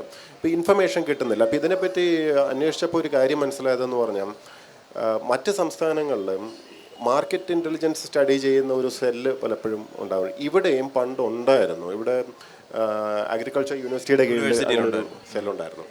അപ്പോൾ അത് എന്നിട്ട് പിന്നീട് നിർത്താൻ ഒരു കാരണമുണ്ടായി. കാരണം ഇതിൻ്റെ പ്രൈസിങ് പ്രെഡിക്റ്റ് ചെയ്യും, ഏതാണ്ട് എത്ര രൂപ കിട്ടും എന്നുള്ളൊരു കണക്കൊക്കെ ഉണ്ടായിരുന്നു. ഇത് പക്ഷേ പബ്ലിക്കിന് കിട്ടുകയും ചെയ്യായിരുന്നു. പബ്ലിക്കിന് ഈ ഫുൾ ഇൻഫർമേഷൻ കിട്ടുമ്പോൾ പർച്ചേസ് ചെയ്യുന്നവരും അത് മാനിപ്പുലേറ്റ് ചെയ്യാൻ തുടങ്ങി. അവസാനം ഏതോ എനിക്ക് തോന്നുന്നു വാനിലയുടെയോ ഏതിൻ്റെയോ ഒരു വില ഇവർ പ്രവചിച്ചത് ഏലത്തിൻ്റെ ആണല്ല, ഏലത്തിൻ്റെ എന്തോ തെറ്റിച്ചു ഈ എന്തോ പർച്ചേസ് ചെയ്യുന്നവർ. അതോടെ ഇവരാകെ പേടിച്ച് പരിപാടി അങ്ങ് നിർത്തലാക്കുകയും ചെയ്തു. അങ്ങനെ മാർക്കറ്റ് ഇൻ്റലിജൻസ് അഡ്വൈസറീസ് കൊടുക്കുന്നത് നിന്നുപോയി. പക്ഷേ ഇതിനകത്ത് വേറൊരു രീതിയിൽ ഇത് നമുക്ക് കൊണ്ടുവരാൻ സാധിക്കും എന്നാണ് നമ്മൾ മനസ്സിലാക്കുന്നത്. ഇപ്പോൾ കേരള അഗ്രികൾച്ചർ ബിസിനസ് കമ്പനി എന്ന് പറഞ്ഞ ക്യാപ്കോ എന്ന് പറഞ്ഞൊരു കമ്പനി ഇപ്പം രൂപീകരിച്ചിട്ടുണ്ട്. അപ്പോൾ ഈ ക്യാപ്കോൻ്റെ പ്രധാന പരിപാടി നമ്മൾ ഉദ്ദേശിച്ചിരിക്കുന്നത് തന്നെ എന്താണ്, ബിസിനസ്സായിട്ട് ഇതിനെ കൺവേർട്ട് ചെയ്യുക, കറക്റ്റായിട്ടുള്ള എന്താണ് ആവശ്യം എന്നനുസരിച്ച് വിത്ത് വിതയ്ക്കാനുള്ള ഒരു സൗകര്യം ഒരുക്കി കൊടുക്കുക. അപ്പോൾ ഇത് ഇപ്പോൾ നവോത്ഥാൻ പ്രോജക്റ്റിനകത്തും നമ്മളത് ഇൻകോർപ്പറേറ്റ് ചെയ്തിട്ടുണ്ട്. അതായത് തരിശായ ഭൂമി ഒരു വശത്ത് ഇൻവെൻറ്ററൈസ് ചെയ്യുന്നു, കൃഷി ചെയ്യാൻ താല്പര്യമുള്ള ജെയ്സനെ പോലെയും സ്വപ്നയെ പോലെയൊക്കെയുള്ള കർഷകർ എൻലിസ്റ്റ് ചെയ്യുന്നു, ഇവർ തമ്മിൽ കൂട്ടിമുട്ടിച്ചു കൊടുക്കുന്നു, എത്ര വേണമെങ്കിലും ഭൂമി കൃഷി ചെയ്യാൻ ഞങ്ങൾ സൗകര്യം ഒരുക്കി കൊടുക്കുകയും ചെയ്യുന്നു. എന്നിട്ട് ഇത് വാങ്ങാൻ പോകുന്നവർ, ബൾക്കായിട്ട് തന്നെ വാങ്ങാൻ പോകുന്നവരുമായിട്ട് മുട്ടിക്കുകയാണ്, ഇൻക്ലൂഡിങ് എക്സ്പോർട്ടേഴ്സ്. അതുകൊണ്ട് അപ്പടെയായിട്ടുള്ള ഒരു വർക്ക്ഷോപ്പ് ഇപ്പോൾ കഴിഞ്ഞതേ ഉള്ളൂ. ഇത് ഇനി തുടർന്നും അത്തരം മീറ്റിങ്ങുകളുണ്ടാവും. അപ്പോൾ ഇതിലെന്താ ഗുണം എന്ന് വെച്ചാൽ വലിയ റിലയൻസ് ആയാലും ലുലു ആയാലും ഇവരൊക്കെ ബൾക്ക് ITC ഇവർക്കൊക്കെ വേണം. ഇവരിപ്പോൾ ആകെ പറയുന്ന ഒരേ ഒരു പ്രശ്നം, കേരളത്തിൽ നിന്ന് വാങ്ങുന്നതിൻ്റെ പ്രശ്നം പറയുന്നത് പറഞ്ഞാൽ കൃത്യമായിട്ട് ബൾക്കായിട്ട് കിട്ടുന്നില്ല എന്നുള്ളതാണ്. കൃത്യമായിട്ട് കിട്ടണം, അത് ക്വാളിറ്റി ആയിട്ട് കിട്ടണം. ഇന്ന് പറഞ്ഞിട്ട് അവസാനം പിന്നോട്ട് പോകരുത്. അപ്പോൾ അവർക്ക് അത് മാത്രമാണ് പ്രശ്നം. ഇത് ഉറപ്പുവരുത്താൻ പറ്റുന്ന രീതിയിൽ അഡ്വാൻസ് പ്രൈസ് എഗ്രിമെൻ്റ് ഉൾപ്പെടെ ചെയ്തു കൊടുക്കാൻ പറ്റുന്ന ഒരു സ്ട്രക്ചറാണ് നമ്മളിപ്പോൾ കൊണ്ടുവരാൻ ശ്രമിക്കുന്നത്. കേര എന്ന് പറഞ്ഞൊരു project, world bank funded project വരുന്നുണ്ട്. അതിൻ്റെ മെയിൻ ത്രസ്റ്റും ഇത് തന്നെയാണ്. അതായത് ഇൻ്റഗ്രേറ്റ് ചെയ്ത് കൊടുക്കുന്നു, മാർക്കറ്റുമായിട്ട് ഇൻ്റഗ്രേറ്റ് ചെയ്തിട്ടുള്ള ഒരു സൊല്യൂഷൻ. എന്താണ് കൃഷി ചെയ്യേണ്ടത്, മാർക്കറ്റിൽ എന്താണ് വേണ്ടത്, പ്രൊഡക്റ്റീവ് അലയൻസ് എന്ന് പറഞ്ഞൊരു കമ്പണൻ്റ് കൂടെ ഉണ്ട്. പ്രൊഡക്റ്റീവ് അലയൻസ് എന്ന് പറഞ്ഞാൽ ഇപ്പോൾ പലപ്പോഴും ഒരു ഉൽപ്പന്നം ഉണ്ടാക്കി കഴിഞ്ഞു. ഇപ്പോൾ കപ്പ എടുത്ത് അതേപടി അങ്ങ് വിൽക്കാനാണ് കേരളത്തിൽ ബഹുഭൂരിപക്ഷം പേരും ചെയ്യുന്നത്. കപ്പ എടുക്കുന്നു, അതേപടി അങ്ങ് വിൽക്കുന്നു. ഈ കപ്പ ശരിക്കും പൊടിച്ചു കഴിഞ്ഞാൽ പൊടിയായിട്ട് സൂക്ഷിക്കാൻ പറ്റുകയാണെങ്കിൽ സ്റ്റോറേജാണ്. പിന്നെ ഇതിൻ്റെ വില ഫ്ലക്ച്വേറ്റ് ചെയ്യുന്നത് നോക്കിയിട്ട് നല്ല വില കിട്ടുമ്പോൾ കൊടുത്താൽ മതി. പക്ഷേ ഇത് പൊടിക്കുക എന്ന് പറഞ്ഞാൽ വളരെ ചെറിയൊരു കാര്യം, ചെറിയൊരു മില്ലിൻ്റെ ആവശ്യമേ ഉള്ളൂ. ഇത് നമ്മൾ ചെയ്യാറില്ല. ഈ കപ്പ ഉപയോഗിച്ചിട്ട് ചെയ്യുന്ന കാര്യങ്ങൾ ഞങ്ങൾ കഴിഞ്ഞ ദിവസം ഏതോ ഒരു ഇൻ്റർവ്യൂവിൽ പറഞ്ഞതിന് ശേഷമാണ് പലരും കുറേ പേര് വിളിക്കുകയും ചോദിക്കുകയൊക്കെ ചെയ്തത്. കാരണം ഈ സാബുദാന എന്ന് പറഞ്ഞ ഒരു സംഭവത്തെ പറ്റി ഞാൻ ഇൻ്റർവ്യൂവിൽ പറഞ്ഞാണ്. എന്ന് വെച്ചാൽ ചൊവ്വരി അല്ലെങ്കിൽ സാബുദാന എന്ന് പറഞ്ഞാൽ ഈ നോമ്പൊക്കെ പിടിക്കുമ്പോഴും ഈ പലരും വടക്കേ ഇന്ത്യയിൽ പ്രത്യേകിച്ച് ഗുജറാത്തിലും മഹാരാഷ്ട്രയിലും ഒക്കെ ഉള്ളവർ അരിയാഹാരം കഴിക്കാതിരിക്കാൻ വേണ്ടി പകരം ഇതാണ് കഴിക്കാം. ഇത് വെച്ച് പായസം ഉണ്ടാക്കും. ഇവർ ലോകത്തിൻ്റെ ഏത് മൂലയിലാണെങ്കിൽ ഇത് തന്നെയാണ് കഴിക്കുക. ഈ സാബുദാന വെച്ചിട്ട് പായസവും ഖീർ ഇതൊക്കെ കഴിക്കുക. അമേരിക്കയിലാണെങ്കിൽ ഇതെല്ലാം നമ്മുടെ കപ്പയാണ്, നമ്മുടെ സാധാ കപ്പയാണ്. ഇപ്പോൾ ഹോർലിക്സോ ബൂസ്റ്റോ ഒക്കെ എടുത്ത് നോക്കി അതിനകത്ത് കാർബോഹൈഡ്രേറ്റ് എന്ന് കാണുന്നത് എന്തുവാ, കപ്പപ്പൊടിയാണ്. ഈ കപ്പയുടെ കപ്പ ഇൻഗ്രീഡിയൻ്റ് ആയിട്ട് ഇല്ലാത്ത ഐറ്റം ഇല്ല എന്നുള്ളതാണ് സത്യം. അത്രയ്ക്ക് ഇന്ത്യയിൽ കപ്പയുടെ ഏതാണ്ട് 70% ഉൽപ്പാദനം കേരളത്തിലുമാണ്. പക്ഷേ എല്ലാം അതേപടി പറിച്ചങ്ങ് കൊടുക്കുക. ഇടനിലക്കാർ പൈസ ഉണ്ടാക്കുന്ന ഒരു അവസ്ഥയിലേക്ക് കാര്യങ്ങൾ പോകും. ഇടനിലക്കാരാണ് പൈസ. തീർച്ചയായിട്ടും സാറിന് ചോദ്യം ചോദിക്കാം. അതെ, അത് പറയാണ്. പല പേരിൽ പറയും. ബേസിക്കലി ഇത് എല്ലാം കപ്പയാണ്. കപ്പ ഞാൻ ഒരു ഉദാഹരണമായിട്ട് പറഞ്ഞതേ ഉള്ളൂ. ഇതേപടിയുള്ള പലതിൻ്റെ ഇൻ്റർമീഡിയറ്റ് പ്രോസസ്സിങ് വരെ ചെയ്ത് വെച്ച് കഴിഞ്ഞാൽ കർഷകന് കുറേ കൂടെ മെച്ചം ഉണ്ടാവും. ഇതും എല്ലാം ചേർത്തിട്ടാണ് ഈ വേൾഡ് ബാങ്ക് പ്രോജക്റ്റ് വരുന്നത്. ഇനി ഒരു ചെറിയ സന്തോഷ വാർത്ത എന്ന് പറഞ്ഞാൽ ഇന്നലെ, അതായത് ഒക്ടോബർ 31 വേൾഡ് ബാങ്കിൻ്റെ ബോർഡ് $200 മില്യൺ ആ ലോൺ അപ്രൂവ് ചെയ്തു എന്നുള്ളതാണ്. ഇന്നലെ അപ്രൂവ് ചെയ്തിട്ടേ ഉള്ളൂ. അപ്പം അങ്ങനെ ഒരു നല്ല വാർത്ത കൂടെ ഉണ്ട്. അത് കർഷകർക്ക് കിട്ടാൻ പോകുന്ന ഒരു ഗുണമുള്ളൊരു കാര്യമാണ്. ഇപ്പോൾ ഈ market alliance is definitely the most important thing. ഇതിൽ നമ്മളിപ്പോൾ ഇൻ്റഗ്രേറ്റ് ചെയ്ത് കൊണ്ടുവന്ന് കഴിഞ്ഞാൽ ഞങ്ങൾ സ്വപ്നം കാണുന്ന കിനാശ്ശേരി എന്ന് പറഞ്ഞു കഴിഞ്ഞാൽ മാർക്കറ്റ് എന്ന് പറയുന്നു, എന്താണെന്ന് പറയുന്നു, അത് നേരെ കർഷകനെ അറിയിച്ചു കൊടുക്കുന്നു, കർഷകൻ അതിനനുസരിച്ച് കൃഷി ചെയ്യുന്നു. മിക്കവാറും അഡ്വാൻസ് പ്രൈസ് എഗ്രിമെൻ്റ് ഉൾപ്പെടെ വെച്ചിട്ട് ചിലപ്പോൾ കൃഷി ചെയ്യാനുള്ള ഈ ക്രെഡിറ്റിന് നമ്മൾ ബാങ്കിൽ പോലും പോകേണ്ടി വരില്ല, അവർ തന്നെ ചിലപ്പോൾ അഡ്വാൻസ് ചെയ്ത് തരുന്ന ഒരു സാഹചര്യത്തിലേക്ക് കൊണ്ടുപോകുക എന്നുള്ളതാണ്. Realistically we hope that it will happen. Thank you. നമ്മൾ ഈ സെഷൻ ഏതാണ്ട് തീരാറായി. ഈ സെഷനിലെ ഒരു സന്തോഷം എന്താണെന്ന് വെച്ചാൽ നമ്മുടെ സമൂഹത്തിൽ പല സംഭവങ്ങളും പൂർണ്ണമായിട്ടും നഷ്ടമാണെന്ന് പറഞ്ഞ് എഴുതി തള്ളുന്ന രീതിയുണ്ട്. പൊതുമേഖലാ സ്ഥാപനങ്ങൾ ഉൾപ്പെടെ നമുക്കറിയാം നഷ്ടമാണ്, ഇനി ഇത് രക്ഷപ്പെടില്ല എന്ന് പറഞ്ഞ് എഴുതി തള്ളുന്നുണ്ട്. പക്ഷേ ഈ സെഷൻ മുമ്പോട്ട് വയ്ക്കുന്നൊരു കാര്യം, നഷ്ടമാണെന്ന് പറഞ്ഞ് പലരും എഴുതി തള്ളുന്ന കൃഷി ലാഭമാണെന്ന് പറയുന്ന 2 കൃഷിക്കാരെ നമ്മളിവിടെ കണ്ടു. ഈ കൃഷിയിൽ പുതിയ സാധ്യതകളുണ്ടെന്ന് പറയാൻ ശക്തമായിട്ട് ആ കാര്യം ഉന്നയിക്കാൻ തയ്യാറുള്ള ഒരു കൃഷി വകുപ്പ് സ്പെഷ്യൽ സെക്രട്ടറിയെ നമ്മൾ കണ്ടു. അതുകൊണ്ട് തന്നെ നമുക്ക് ഈ സെഷൻ അവസാനിക്കുമ്പോൾ തീർച്ചയായിട്ടും പറയാം, കേരളത്തിലെ കൃഷിക്ക് രാശിയുണ്ട്, സംശയമില്ല. ഇതുമായിട്ട് ബന്ധപ്പെട്ട് ആർക്കെങ്കിലും ലഘുവായ എന്തെങ്കിലും സംശയങ്ങളുണ്ടെങ്കിൽ നമ്മുടെ പരിമിതിക്കുള്ളിൽ നിന്നുകൊണ്ട്, സമയപരിമിതിക്കുള്ളിൽ നിന്നുകൊണ്ട് ഉന്നയിക്കാനുള്ള സംശയങ്ങളുണ്ടെങ്കിൽ തീർച്ചയായിട്ടും ചോദിക്കാം. ഒരു സംശയം സർ, ഇത് എങ്ങനെ കർഷകരിലോട്ട് എത്തിക്കാനുള്ള വല്ല അവയർനെസ് പ്രോഗ്രാമോ ഔട്ട്റീച്ച് പ്രോഗ്രാമോ ഉണ്ടോ? കാരണം മിക്കവർക്കും ഇതൊന്നും അറിയുന്നില്ല. ഞാൻ പോലും ഇപ്പോൾ ഇവിടെ വന്ന കാരണം അറിഞ്ഞതാ. ഞങ്ങൾ ഇത് ശരിക്കും പറഞ്ഞാൽ എല്ലാവർക്കും ഉദ്ഘാടനം ചെയ്യാനും പരിപാടി നടത്താനുമാണ് താല്പര്യം. ഞങ്ങളിത് പണി ചെയ്തിട്ട് അറിയിക്കാമെന്ന് വെച്ചിട്ടാണ് മിണ്ടാതിരിക്കുന്നത്. ഞങ്ങൾ വർക്ക് ചെയ്തുകൊണ്ടിരിക്കുകയാണ്, വർക്ക് ഇൻ പ്രോഗ്രസ് ആണ്. ഇപ്പോൾ ഈ പറഞ്ഞ സർവീസ് ലെവൽ എഗ്രിമെൻറ്റിൻ്റെ പണി കഴിഞ്ഞു, ഈ ക്യാപ്കോ രൂപീകരണം കഴിഞ്ഞു, വേൾഡ് ബാങ്ക് പ്രോജക്റ്റിൻ്റെ ഫണ്ട് ഇന്നലെ ക്ലിയർ ആയിട്ടുണ്ട്. ഇനി ഇതുകൂടാതെ കതിർ എന്ന് പറഞ്ഞൊരു ആപ്പ് ലോഞ്ച് ചെയ്തിട്ടുണ്ട്. ഈ കതിറിൻ്റെ പ്രാധാന്യം കൂടെ ഒന്ന് പറഞ്ഞു വയ്ക്കാം. കാരണം ഈ ഒറ്റ ഒരു ആപ്പിനകത്തൂടെ നമ്മുടെ കേരളത്തിലെ എല്ലാ കർഷകർക്കും എല്ലാ സേവനങ്ങളും 100 അടുത്ത് പോയി അവിടെ ഇവിടെയും പോയിട്ടല്ലാതെ അതിലൂടെ എല്ലാം കൊടുക്കണമെന്ന് ആഗ്രഹിക്കുകയാണ്. അപ്പോൾ അതിൽ നബാർഡുമായിട്ട് ചേർന്നിട്ടാണ് ആ ഒരു സംരംഭം ചെയ്യുന്നത്. കേന്ദ്ര ഗവൺമെൻറ് അഗ്രിസ്റ്റാക്ക് എന്ന് പറഞ്ഞ് ഇതേ സംഭവം തുടങ്ങുന്നേ ഉള്ളൂ, ഞങ്ങളത് ഓൾറെഡി തീർത്തു എന്നുള്ളതാണ് സന്തോഷം. ഇപ്പോൾ ഇതിൽ ഓരോ സർവീസസ്, ഇൻഷുറൻസ് ആയിക്കോട്ടെ, സബ്സിഡികളായിക്കോട്ടെ, ഇനി ഈ പറഞ്ഞ വിളയെ സംബന്ധിച്ചുള്ള അഡ്വൈസറീസ്, മാർക്കറ്റ് ഇതെല്ലാം കൊടുക്കാൻ പറ്റും. അത് ഡൗൺലോഡ് ചെയ്ത് കഴിഞ്ഞാൽ പിന്നെ നിങ്ങൾ അറിയാതിരിക്കുന്ന പ്രശ്നം ഉദിക്കുന്നില്ല. ഒറ്റ കാര്യം കൂടെ, വാട്സാപ്പിലൂടെ ഞങ്ങളൊരു ചാറ്റ് ബോട്ട് കൂടെ ഇറങ്ങാൻ പോവുകയാണ്.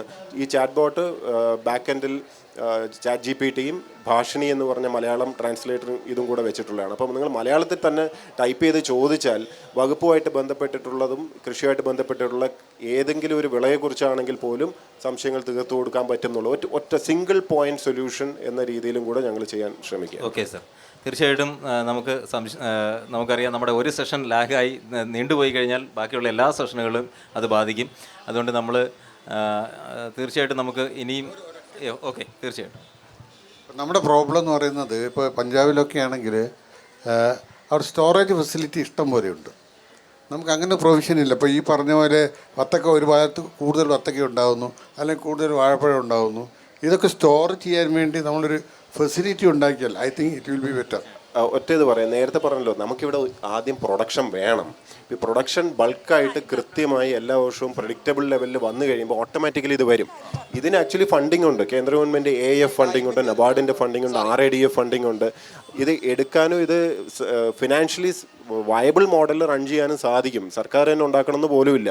നല്ല ബിസിനസ്സാണ്, വെയർ ഹൗസിംഗ് ബിസിനസ് ഭയങ്കര ലാഭകരമായിട്ട് മറ്റ് സംസ്ഥാനങ്ങളിലൊക്കെ ഇത് സ്റ്റാർട്ടപ്പായിട്ട് ചെയ്യുന്നുണ്ട്. സ്റ്റാർട്ടപ്പുകൾക്ക് ഇത് വരും. ഈ പ്രൊഡക്ഷൻ വർദ്ധിച്ചു കഴിയുമ്പോൾ ഞങ്ങൾ പ്രതീക്ഷിക്കുന്ന നവോത്ഥാൻ പ്രോജക്റ്റിന് ശേഷം പ്രൊഡക്ഷൻ ബൾക്കായിട്ട് വർദ്ധിക്കുമെന്നും ഒരു ചെറിയ തള്ളിയേക്കാം ഈ നവോത്ഥാനെ കുറിച്ച്.